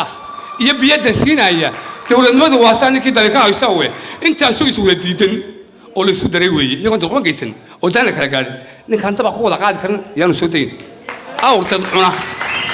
awrtad cuna mid dila awrta kale heri mid u daaqa dowladnimadu waa saa ninkii dalikan haysa we intaasoo is wada diidan oo la isku daray weeye iyagoon dulquma geysan oo daana kala gaadhin ninkii aan dal wada keeni karin yaanu soo dayn haadka dowla daad soconaya iyo dir aan la arkaynin dowladnimadu waa saa ninkii dalikan haysa we intaasoo is wada diidan oo la isku daray weeye ninkaan maalin wada daajin karin yaanu soo dayn allahayow dariiq toosan madax noo doortay allahayow dariiq toosan mari madaxaad noo doortay salaamu calaykum waraxmatullahi wabarakaatu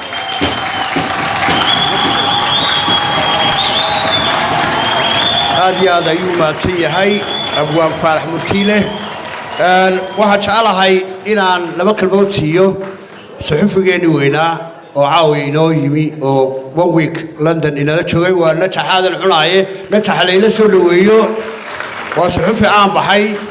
oo la wada garanayo badan baynu shaashadaha ka daawanay laakiin caawa reer london buu inala yahay welcome to london baynu leenahay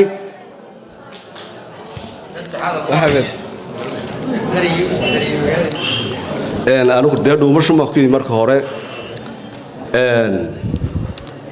waxaan salaamayaa waan soo dhowaynayaa saaxiibbaday xildhibaanada golaha wakiilada somalilan oo aan caawana london ku soo dhowaynayo shalay markii la doortay inaan hargeysa ku soo dhoweeyey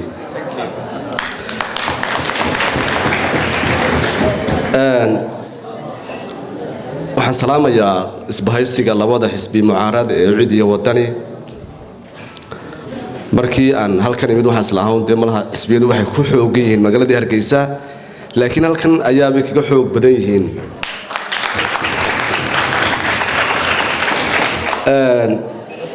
laba qodob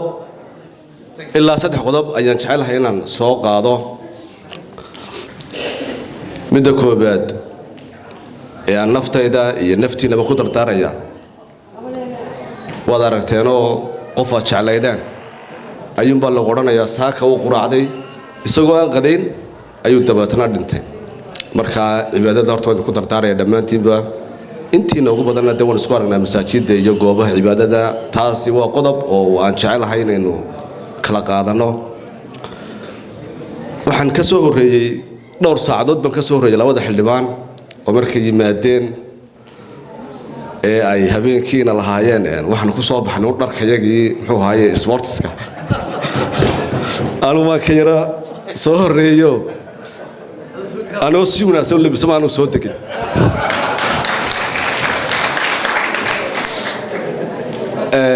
waana idinla soo degay labada xisbi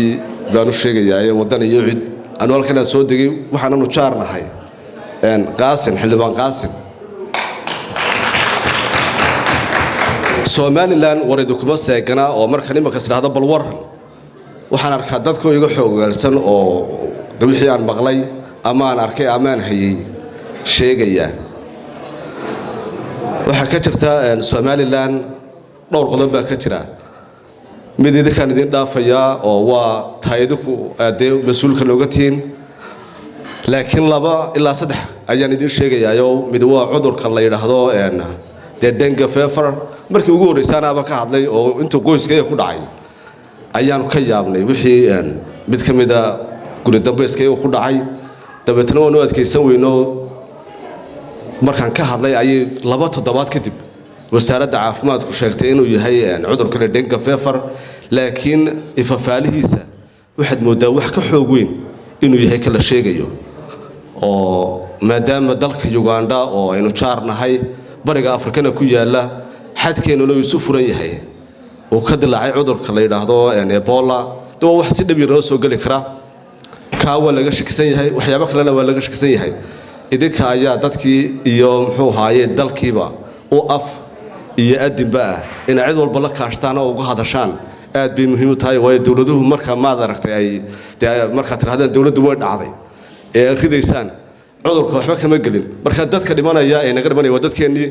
ee ka inaad aad uga hadashaan waan jecelahay dhinaca saxaafadda oo anigu aan muddo dheer ku soo jiray ilaa 3 dawladood 4 dawladood ba sukaya bedelay mid waxa ay dawladdu udub ilaahay raallaha ka hada dahir yala kaahin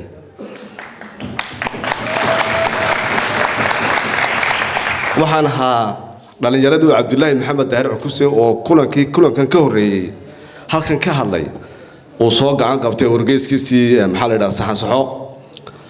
waxaan doorno ayaanu sheegi jirnay sidaan doonana waanu warrami jirnay halkaan doornana waanu marin jirnay waxa ku xigay Axmed Maxamed Maxamuud Siilaanyo iyana in kasta oo ay marmar dadkay dhabarkeen qaban jirtay haddana maxaa la yiraahdaa ay way naga tuuri jirtay halkaan doonana waanu marin jirnay waxaan doonana waanu sheegi jirnay waxa loogu xigay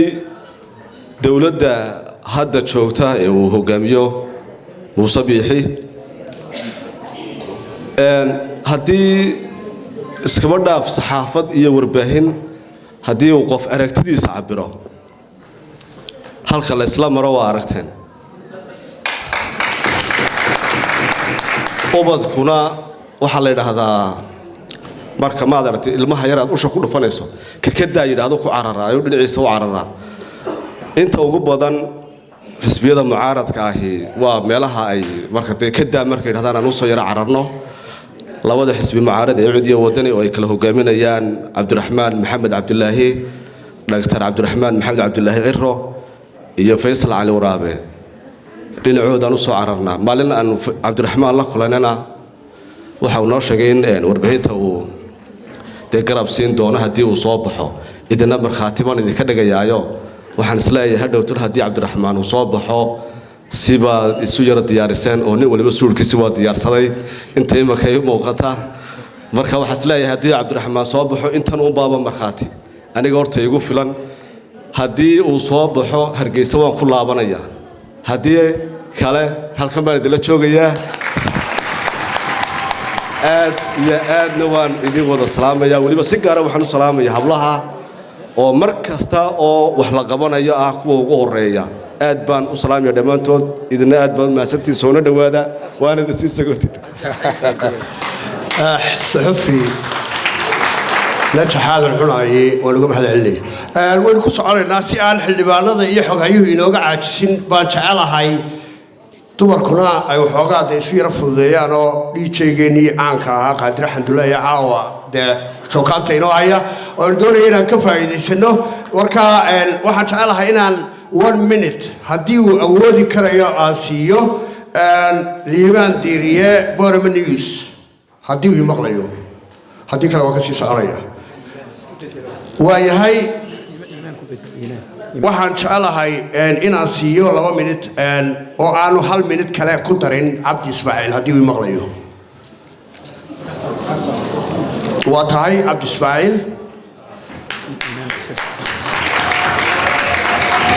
Ismaaciil Mujaahid Cabdi Ismaaciil kusoo dhow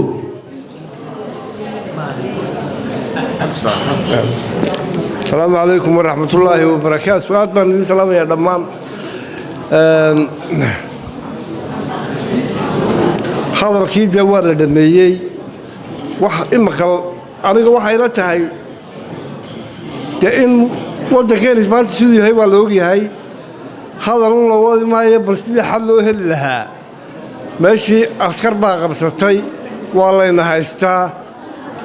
sidii dictatorada loola dagaalami jireen ee loola dagaalamno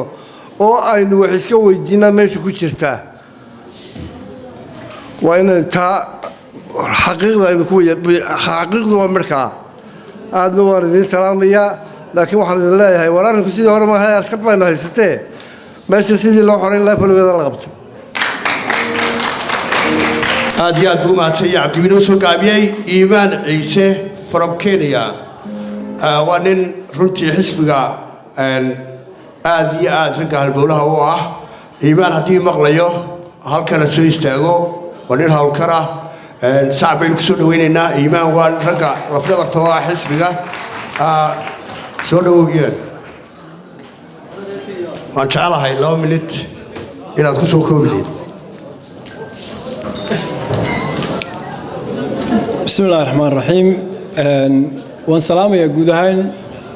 taageerayaasha isbahaysiga xisaabta qaranka oo iminka aan odhan karo waa xaqudir difaacaya xorriyatul qowlka wada lahaanshaha iyo qarannimada Somaliland cidda maanta u taagan ee difaacaysa waa isbahaysiga cidda duminaysa ee laga difaacaya lagala leeyahay warkada ayana waa ciddii loo igmaday talada waddanka ee ku guuldareysatay waxaan jecelahay inaan halkan ka xuso kelmad dadkii iga horreeyay oo dhammaan aan u maleynayo inay ilaaween waxaa jirta arrinta maanta isbahaysigu u taagan yahay maalin ku qaaliya Somaliland oo dhanna qaali ku ah oo mudan inaan la ilaawin waa 11 August maalintii la laayay dadkii xorriyadda iyo doorashooyinka iyo madax dimuqraadiyadda Somaliland difaacayay ee lagu xasuuqay magaalooyinka Somaliland waxaan jecelahay inaynu dadka xasuusanno u ducayno waalidiintoodii iyo ciddii ay ka dhinteenna aan la hilmaamin haddii kale waxay noqon doontaa in cid kasta oo waddada aynu marayno u dhimata la iska ilaawo taasina suurtagal maaha marka please arrintaa waa in maanka lagu hayaa oo aan la ilaawin maalintaas waa inagu weyn tahay talabaad runtii iyadana aan idin xasuusinaya waxa weeye Somaliland maanta waxay maraysaa dariiq aad u adag waddadana waxa geeysiiyey madaxweynaha muddaxileedkiisu dhammaaday waxaan jecelahay in lagu talagalo in madaxweynaha maanta cidlada fadhiya wax kasta ay ku qaadanayso in lagu soo celiyo sharciyadda kos kasta ay ku baxayso in loo diyaar garoobo aan laga daalin oo aan laga niyad jabin geed gaaban iyo geed dhow loo fulo insha Allah taala waxaan rajaynayaa maalin aan fogeyn in geesaha dhulka loogu xidhi doono oo uu soo noqon doono sharciyadda ama uu iskaga tagi doono meesha isagoo markaasi intan maanta joogo ka sii liita aad iyo aad baan idin salaamayaa ballanteenu waa difaaca dimuqraadiyadda ballanteenu waa difaaca xorriyatul qowlka waad ogtiin maanta wariyaashii ugu caansanaa waddanka Exile bay ku maqan yihiin adduunka u kala yaaceen waxa ka dilaacay waxaan 20kii sanadood ee siyaad barako ilaa tig sanadu haystay aan ka dhicin dunida baa ka dhacay waxaan rajaynayaa insha Allah taala inaynu xorriyatul qowlka u dagaalano dimuqraadiyaddana aynu dagaalano una diyaar garowno aad iyo aad baad u mahadsantihiin boqolkiiba boqol waan idin mahadnaqayaa taageerayaasha isbahaysiga wassalaamu calaykum waraxmatullaahi wabarakaatu waa tahay aad iyo aad ayuu mahadsan yahay waxa aan ku sii dhowaanaynaa gabagabadii siyaasigii weynaa cali cabdi oo ahayd in xagga hore ka siiyo ayaan u yeedhayaa iminka cali cabdi ku soo dhowow jeclahan ka qaba ayaan xagga dambe dhigtay cali waa rugcadaadi waa nin siyaasi ah waa nin aqoon-yahan ah aad iyo aad baan ku soo dhowaynaynaa jeclaan laha weliba inaad ii soo gaabiso السلام عليكم ورحمة الله وبركاته اللهم صل على سيدنا محمد وعلى آله وسلم وحن سلام يا mudanayaasha odayaasha halkan fadhiya iyo dadweynaha halkan jooga intiiba waxaan idinku salaamayaa taxiyat alislaam waxaan idin leeyahay assalaamu calaykum waraxmatullaahi wabarakaatu waqtigu waa iska gaaban yahay laakiin waxa weeye oo aan leeyahay ummaddan halkan aynu ku fadhino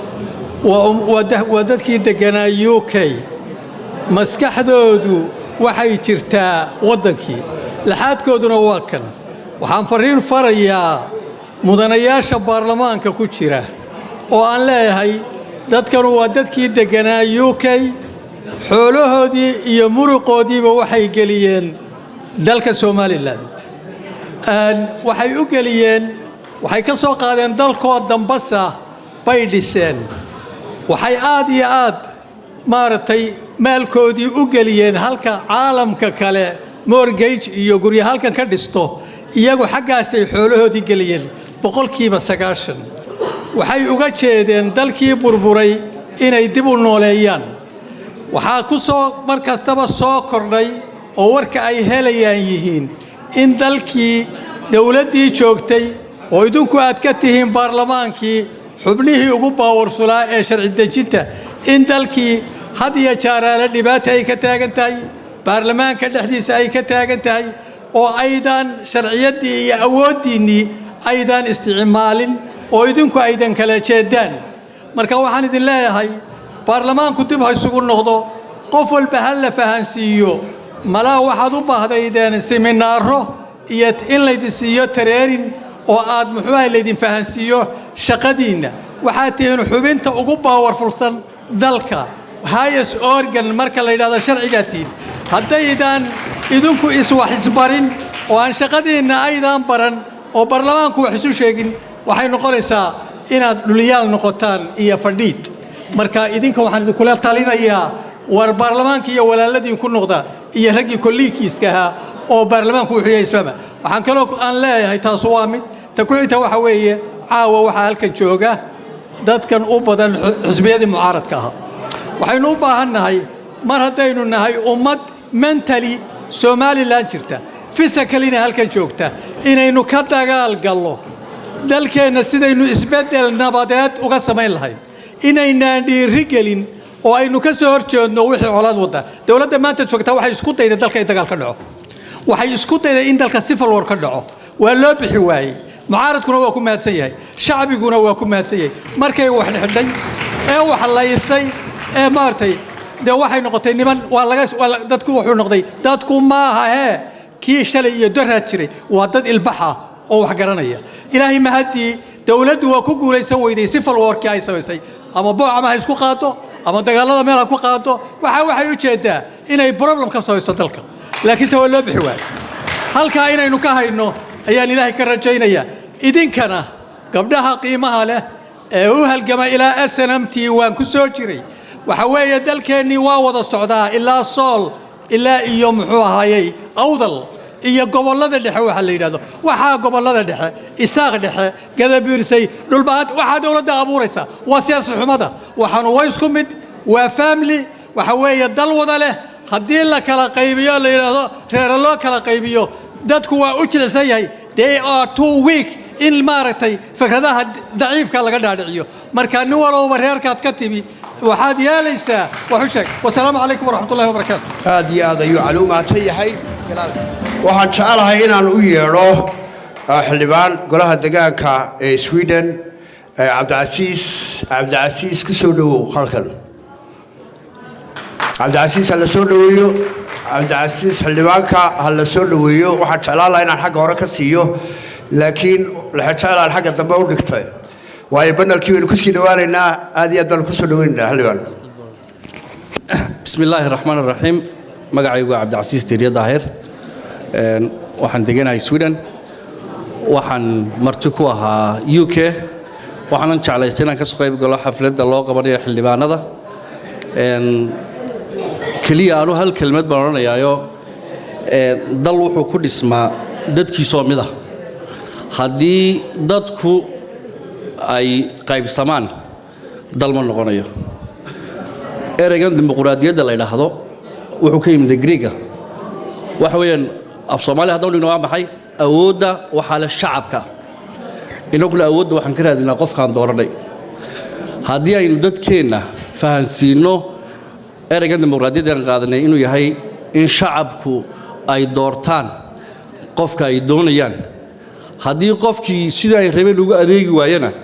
inay ku ridi karaan way fududaanaysaa kama raadinayna xalka meel kale sidoo kale waxaa aad u muhiim ah in dawladdu waxay leedahay check and balance xildhibaanada waxaan kula dardaarmayaa dawladdu ma shaqayso iyadoo aynan marin processka dawliga ah ee ay wada shaqaynta ku leeyihiin baarlamaanka haddii ayna la shaqayn baarlamaanka marka awoodda ay leeyihiin waxa weeyaan in ay dawladda kula xisaabtamaan waxay shacabka u qabanayso dawladdu waa service bay bixisaa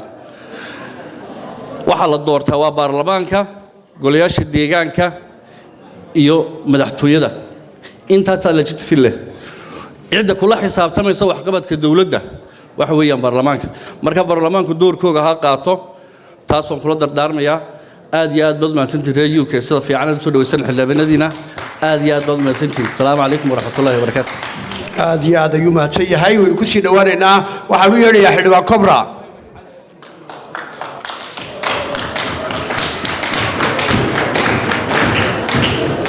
waqtiga ayaynu ka faa'iidaysanaynaa waqtiga aad inoogu yar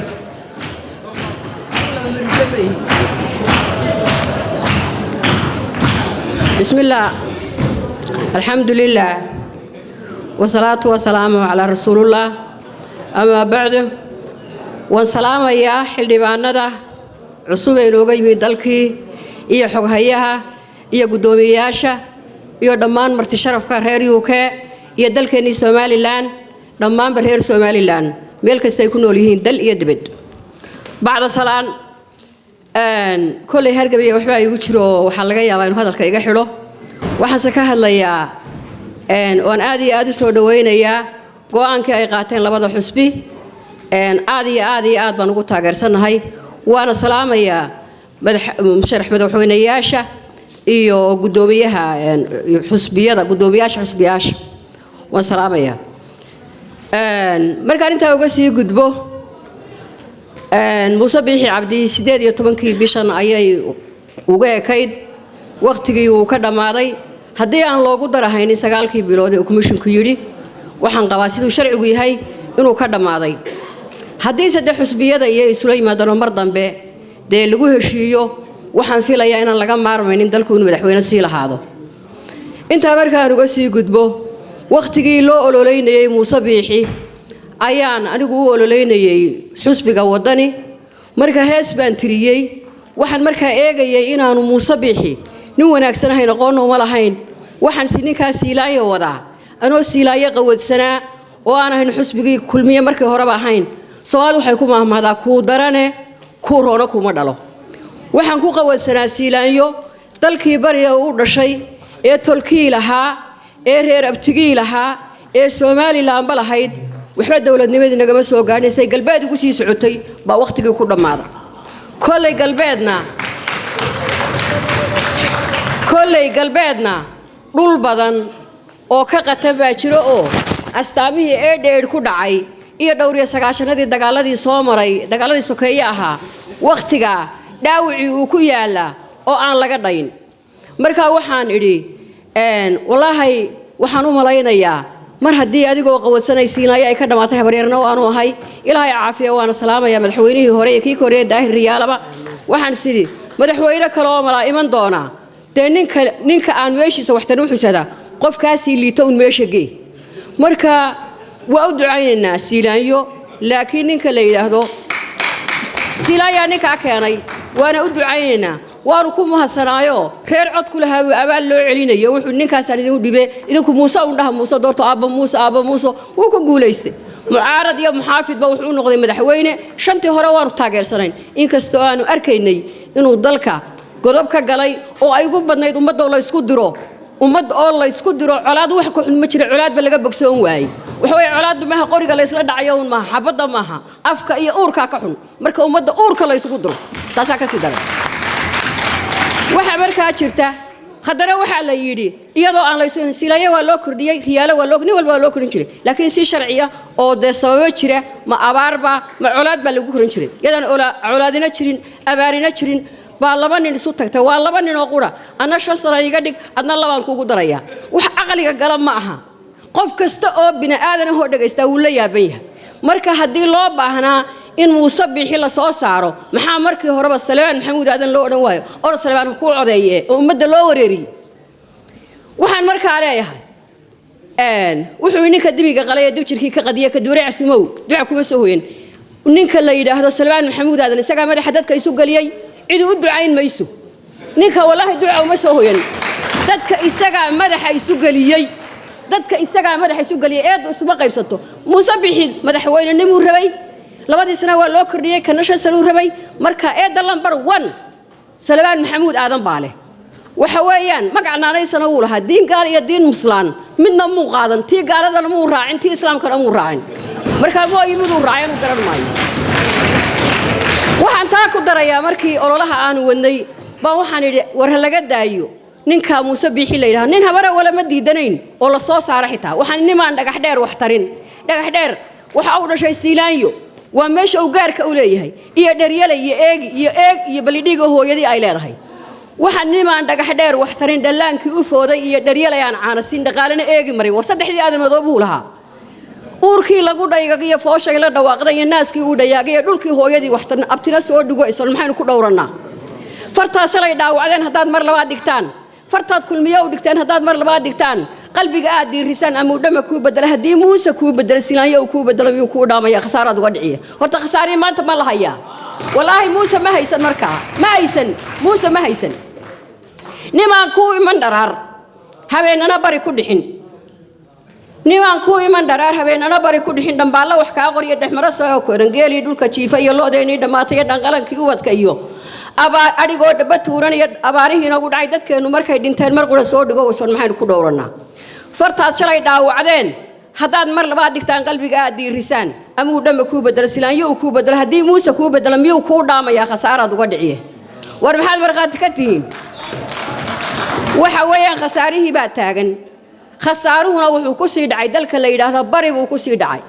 xabadii hore ee ka dhacaysay siyaad barana waxay ku soo horeysay dalka bari imika dagaalku wuxuu ka dhacaa bari madaxa la isu gashaa ciidamadii bari bay jiraan oo jiida hore ay jiraan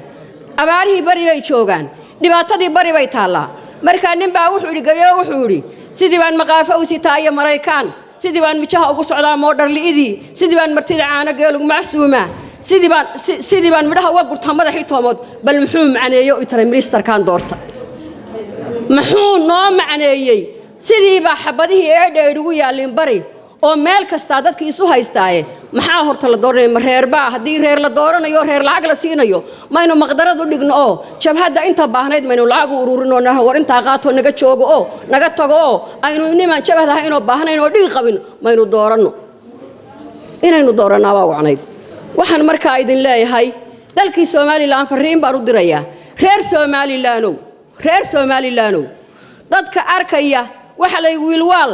oo laga boqo ayaa neef la qalay baa leeyay markaas saddex cad baa isu raacay mid buuna lahaa markaas la wariyaa oranaya laba mid soo celi markaas la nin baydana oranaya markaas wiilwaal saddexda cad mid ku darso hada mid afraad buu ku dara marka waxa weeyaan dadka u tagaya Muuse Biixi la leeyahay duqaydtii baa u tagtay waxa uu tagay culimadii baa u tagtay wax garadkii baa u tagay dadkii baa u tagay ma waxay ku yarkay tagan Muuse Biixi xilliga aad shantaadii sano shan kala ku darso miyaa macnaha laga baqaya culimada Soomaaliland wax garadka Soomaaliland aqoonyahanka Soomaaliland in allaala intii aqoon la rag iyo dumar waxaan leeyahay nin lagu seexdo ha seexan xilbaatida ha seexan reer Soomaaliland waxaan idin leeyahay ninkii Ilaahay ka baqayo Muuse Biixi runta u sheeg laba tuubo mid waa sun midna waa malab ninka dulmiga eegta tuumba suna buu cabaya ninka dulmiga ka hadlaana tuumba malaba u dambaysa wuxuu nin mushahara ee xaynaya waa miskiin dhaba wuxuu marmi waaga u yahay waa mudacda wuxuu walba marmi waaga waa mudacdaba marka waxa weeyaan ha ka fakarina reer waliba hadii dawladda timaado wasiir waa yeelanaya reer waliba madax waa yeelanaya yani reer Soomaaliland oo dhan baa xaq u leh laakiin marka mid warsi soo tago ma wasiirkayga baa la hadla hadii mid la hadlo wasiirkayga baa la hadla ina kaahin baa la hadla ina sulub baa la hadla hebel baa la hadla oo maxaa kan loo hadlay oo maxaa saasu socon mayso waa in la eega dadka baahan meel kastoo sari ka dhisan tahay dad baa ku hoos waqtiyaya hargeysa marka airportka laga daga waa la dawarsanaya baahi iyo baaba abaa ka jira xanuun baa jira xanuunkaana waxa kana dulmiga abaar baa jirta abaarta waxa kana dulmiga hadii aan dulmi jirin roobku inagama qaadeen xanuunna ma yimaadeen waxaan idin leeyahay reer Soomaaliland waan idin la dardaarmaya waxaan idin leeyahay taladu waa maraad garan weydo iyo maraad gaari weydo waxaad oran doontaan hadhow maxaa la lahaa hadalkaygana waa dumarsan doontaan xaq darrada iska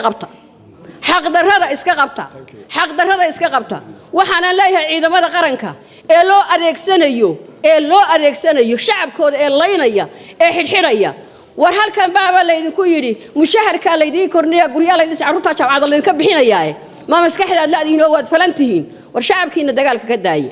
reer Soomaaliland oo nabadiina ilaashada dagaal wax waliba way dhaamaan hadduu Muuse Biixi inaga tago waa la dagaalami maynee karaamaynu leeyahay habaarno isaga inta la socda anigu intaas aan idin leeyahay assalaamu calaykum waraxmatullaahi wabarakaatuh waa tahay aad iyo tahay Cobra waxaan jecelahay inaan ku sii dhawaano waqtiga inagu yar awgeed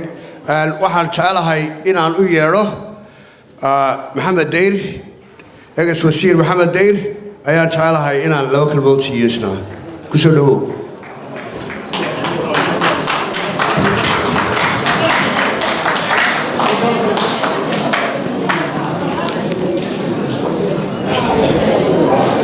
أعوذ بالله من الشيطان الرجيم بسم الله الرحمن الرحيم waxa wanaagsan horta inaynu isdhageysano oo hadal ma dheere aynu si fiican isu dhageysano anigu xalaalo waxaan oran lahaa oo dhan waa ka noqday waayo de xildhibaanadiiba wax walba tidhi marka anigu halkaas aan ku joojinayaa dad badan oo wanaagsan waanu asxaab nahay rag iyo dumarba meeshay fadhiyaan salaan lama wada gaadho marka waxaan u soo kacay inaan idhaahdo dadkii aan jeclaay waan idin salaamo aad iyo aadna waa u mahadsantihiin thank you very much aad buu mahadsan yahay Dr. Maxamed Deyr inuu inoo soo dhaweeyay waxaan jeclahay laba kalmood inaan siiyo Dr. Ogaas Haaruun ogaas ku soo dhawow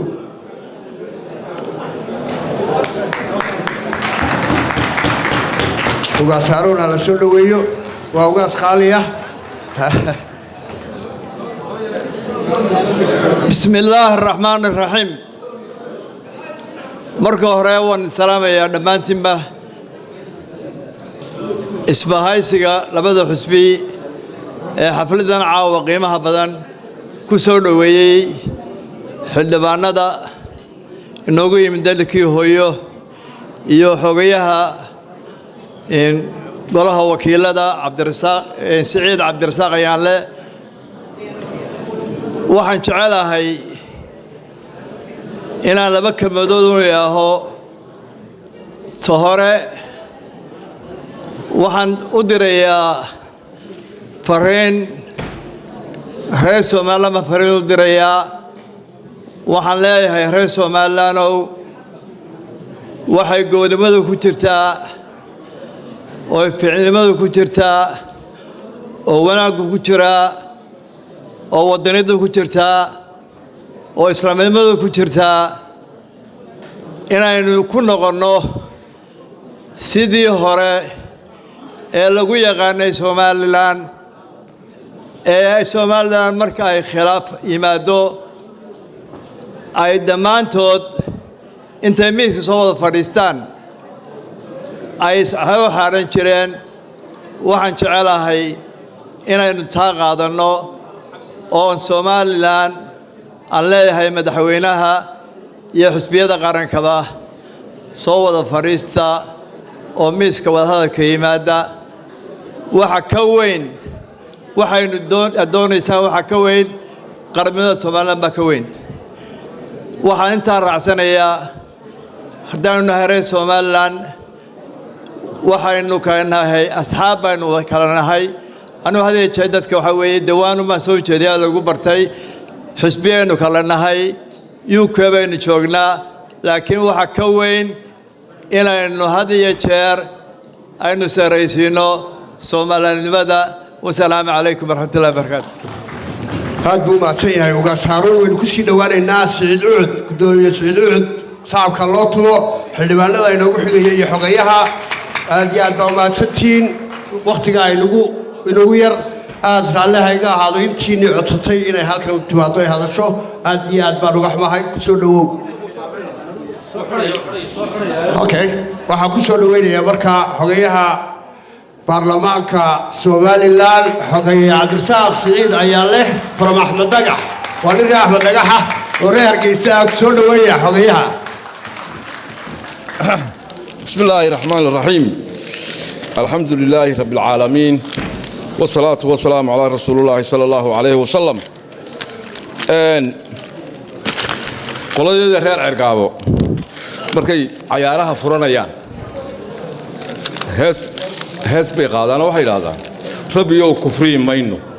kibirna looma geeyna sacaba kalkii galay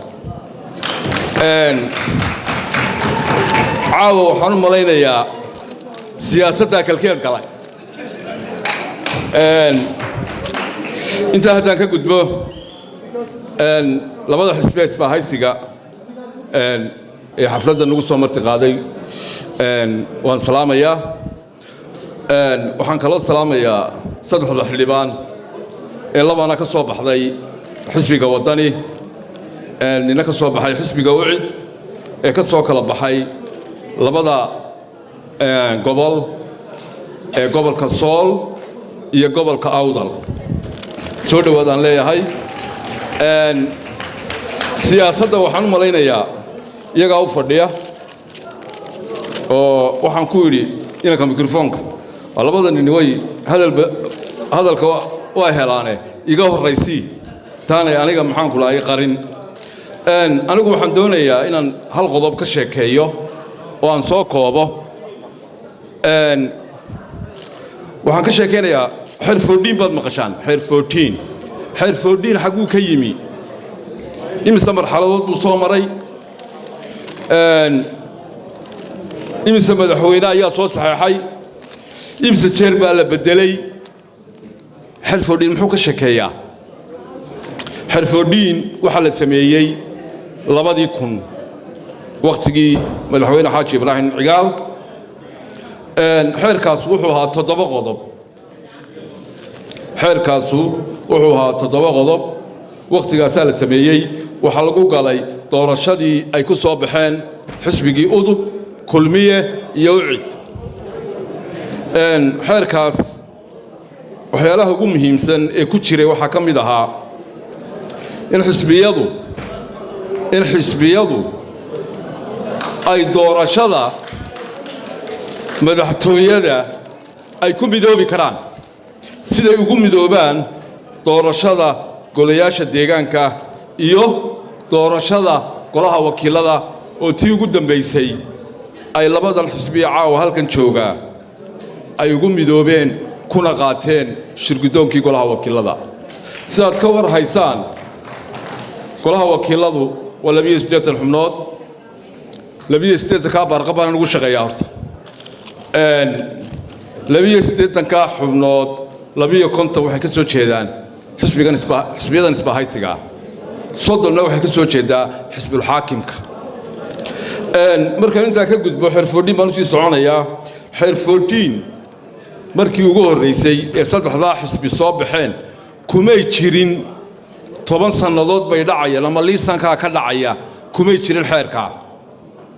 waxay ahayd in saddexdaa xisbi weligood ay halkaa joogaan oo xisbiyo qaran ahaadaan oo wax kala ahaadaan waqtigii silaayo ayaa la sameeyey 2011kii ayaa waxa lagu sameeyey wax ka bedel xeerka ururada xeerkaas ayaa wuxuu keenay in 10kii sannadood marba la furo xisbiyada tobankii sannadoodba la furo wuxuu meesha ka saaray qodobkii ahaa xisbiyadu way isku biiri karaan ka hor doorashada waxaana lagu daray iyo kadibba iskuma biiri karaan marka doorashada madaxtooyada loo dhaqaaqayo qodobkaas qodob macno laba ahaa oo maxaan ku dhahdaayay xisbi xaakimka ama dee ciddii doon ay isku biiri karaan markii halkaa maraysay waxaa lagu galay doorashadii ay ku soo baxeen xisbiga waddani ucud iyo kulmiye ayaa ku soo baxay doorashadii dambe ee 10kii sannadood maxaa dhacay 10kaa sannadood ka dambeeyey 10ka sannadood wixii ka dambeeyey waxaa dhacay laba arrimood baa isku soo beegmay waatan caawa ka hadlayno 13 November iyo 23 December baa isku soo beegmay oo isku sanad noqday 23 December 30 December soo aragnay isbahaysigu waxbay ka soo saareen waxa iyana maxaan ku idhaahdayay wale maadiba waa meel buu yiri 23 December iyada laftigeedu waxa weeyaan waa maalmaha inagu soo fool leh haddii aan laga jawaabin waa maalin adag iyaduba 23 December waa maalinta ay dhammaanayaan liisanka iyo shahaadada ay haystaan xisbiyadan isbaahaysiga iyo xisbiga kulmiye rag baa sugaya taasuna iyadu meesheeday taallaa markii xeerkan la samaynayey waqtiga guddoomiyaha waxaa cabdiraxmaan ciro markii la samaynayay ayaa waxaa la soo jeediyey sanad walba xisbiyada la furi maaye marka xisbiyadu ay galaan waa sanadkaa xisbiga ugu sarreeya ha noqdo xisbi qaran oo laba xisbi ha soo hadheen ilaa sanad walba intaynu 3 xisbi dhisno 10kii sannadoodba la soo dhiso la dumini maaye kuwa ugu sarreeya ha noqdo xisbi qaran 10ka dambana mid kale ha soo baxo 30 sannadood saynu barano maxaan ku raay doorashada caynka ha noqoto halka markay maraysay ee doorashadii laba arrimoodba 3 arrimoodba way isku soo beegeen waxa isku soo beegay korarkii dawladda Siilaaya loo sameeyay waxay ku sii dhawaatay 10kii xisbiye liisanadu ay ka dhacayeen ayay ku sii dhawaatay waxa kaloo iyana meesha keenay doorashooyinkii isku sidkanaa ee la sameeyay golaha wakiilada iyo golaha deegaanka in mucaaradku ku faa'iideeyay inay muxaafidku ku faa'iideeyay aragtiyo badan baa la kala qabaaye taasuna waxay keentay in xeer 14kii doorashada lagu gali lahaa uu u baahdo in la furo maadaama waxa lagu soo baxayay ahayd golayaashii deegaanka golayaasha deegaanka golihii kan ka horeeyay oo 15 sanadood fadhiyay sababtuu fadhiyay inay ahayd waxa la qaybin kari waayay laba qodob yaalayo waxa la qaybin kari waayay saamigii kuraasta golayaasha oo kii hore lagu galay wuxuu ahaa ku meel gaadh iyar baan doonayaa inaan halkaa balyara iftiimiyo saamigaas laba arrimood baa hortaagnaa waxaa hortaagnaa dumarkood doonayay inay golayaasha ka helaan kooto maadaama aanay tartami karaynin oo aynu dhaqankeennu uu adag yahay oo gabadha dee maanta maxaan ku xildhibaanka noqotaa maxaan ku dhahdaa ay ku adag tahay runtii inantan geesiyadda ah ee Cobra saacabka ha loo tumo in adeertay waxay u badheedhay inay dumarka tusto in la tartami karo runtii gabdho badan oo kale way jireen laakiin iyada caqabado badan baa u dheeraad ahaa ka hadli maayo caqabadahaas in adeer soo dhawow waxa kaloo iyana maxaan ku leeyahay golaha wakiilada 15 sano inuu fadhiyo isor taage waxay ahayd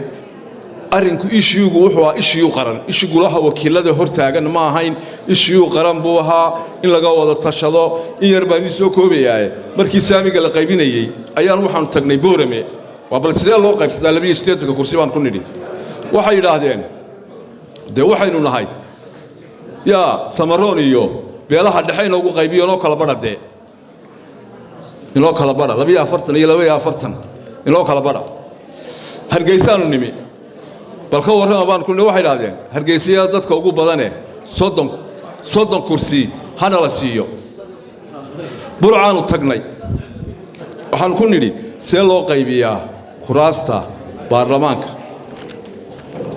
sidee loo qaybiyaa kuraasta baarlamaanka burcaan tagnay waxay yidhaahdeen ha lagu qaybiyo tiro dadka ha la tiriya yidhaahdeen burco laascaanood baanu tagnay waxay yidhaahdeen dir iyo daarood baynu nahay macasamaroontiinu israaca inoogu qaybiya kuraasta sanaag baanu tagnay waxay yidhaahdeen dhulka inoogu qaybiya dhulka waa gobolka ugu weynteeyey dhulka inoogu qaybiya yidhaahdeen baasha kuraasta horta caqabadahaasaa hortaagnaa xeerkaa aan u soo noqday xeerkaas fordhiin markii doorashada dowladaha hoose la galay wuxuu u baahday in xeer la sameeyo baarlamaankii ka horreeyey baarlamaankan oo guddoomiye baasha ka ahaa waxay sameeyeen xeer aad u adag runtii oo odhanayey qodobada ugu muhiimsan waxay ahaayeen marka la gaadho bisha 6aad hadda waa bishaynu soo dhaafnay xisbiyadu waxay noqonayaan kumeel gaadh ilaa laga gelayo doorashada ilaa laga gaadhayo doorashada waxaan ku soo koobayaa maantadaynu joogno doorashada wax lagu galo oo xeer ah oo yaala ma jirto taawrada markhaatiguu fadhiyo uu ka kac ma jirto waxaa loo baahan yahay in la helo xeerkii lagu geli lahaa maadaama 23 December ay dhammaanayso liisamadii ay haysteen xisbiyada qaranku laakiin mid baan idin sheegayaa waxay leeyihiin wax la yiraahdo saddex xisbi qaran legal personality shakhsiyad qaanuun bay leeyihiin ilaa la helo xisbiyo bedela ilaa la helo iyaga xisbiya ahaanaya wassalaamu calaykum waraxmatullaahi wabarakaatuh aad iyo aad buu mahadsan cabdirasaaq siciid ayaa leh oo caawa si weyn inoogu waadixiyey wax ururhan la yidhaahdaa oo sharcigooda uu yaallaa inaanu jirin sacabkaa loo tumo xogaya cabdirasaaq siciid ayaa leh aad iyo aad buu inoogu waadixiyey waxaan ilaaway lafdhabartii xisbiyada isbahaysiga waa dhallinyaradii oo khadar weli aan ka siinaya kelmad intaanu xildhibaan abiib aanu masraxa u bixin oonu xildhibaan axmed khaliif مسرح أو بحل سولو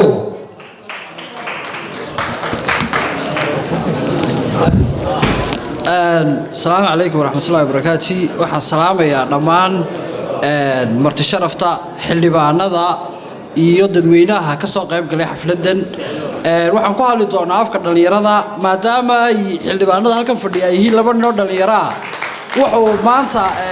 hami weyn oo siyaasadda Soomaaliland wuxuu galay dhalinyaradii da'dayda ahayd oo aan ka hadlayo dhalinyarada inta dhalatay intii Soomaaliland la magacaabay dhalatay ama 90kii wixii ka dambeeyay iyagu dhashay iyagu waxay ka soo gudbeen oo dhaafeen nidaamkii ahaa oday in uu la daba fadhiisto oo in oday markastaba la dhageysto rajadu waxay gashay markaanu aragno Maxamed Abiib iyo Axmed Khaliif aanu aragno inaanu wadankii maanta leenahay anagu mustaqbalkiisii aanu leenahay inuu ka hadli karno abwaan gaariyo hawaan malaynayaa wuxuu yiri Soomaalida markii dawladnimada la siiyay ayuunba waxay dawladnimadii ku bedeshay nidaamkii geela oo waxay ka dhigeen haddii kursi laga qaado qabiil oo kabiilka la qaato lagama eegayo yaa ku habboon iyo yaa xilka qaban kara reerka kursigoodii la qaatay waa reer geeloodii la qaaday oo dabeetana inta kalena ay dagaalamayso hadalkii waa la bidiyey waa la dhameeyey waxaan ku soo gabagabeynayaa waxaan hadal ku oranayaa laba eray midna dawladda midna dadweynaha Soomaaliland dawladda Soomaaliland ee waqtigeedu dhamaaday waxaan leeyahay xal baa la idinka rabaa madaxweynahana waxaan leenahay madaxweyne wadanku maanta ma aha maalintii fardafuulka ee maanta waa maalintii farsamada iyo qorshaha ninka adag uu kaga saari jiray weeyaan hadalka kale waxaan ku oranayaa dadweynaha reer Soomaaliland anagoo isku wada duuban saddex xisbi bay inagoo ah waxa la yiri wax hadii lagu kala qaybsan yahay waxba ay namideeyaa inteena halkan fadhidaaba saddexda xisbi ayaynu kala ahaan karnaa laakiin maxaa isku keenay ee Soomaalida kale iska keenay waa inaynu nahay Soomaaliland wadan la yiraahdo horta taas ka waxaan leeyahay hal laga gudbo qabiilka aynu ku kala qaybsanahay oo ha loo gudbo qaranka iyo dawladnimada wadaniyadu wax kastaba hay nagala weynaato oo caadifada iyo maalmaha la ishayaa yaana in kala fogeynin ee bariba waa la wada joogaa ee taa la ogaado assalaamu calaykum waraxmatullaahi wabarakaatuh thank you very much dhalinyarada way ka muuqataa aqli iyo maskax caafimaad qabta waynu ku sii dhawaanaynaa waxaan siinayaa macallinkii macallin jaamac oo dhinac kasta iga maray ayaa laba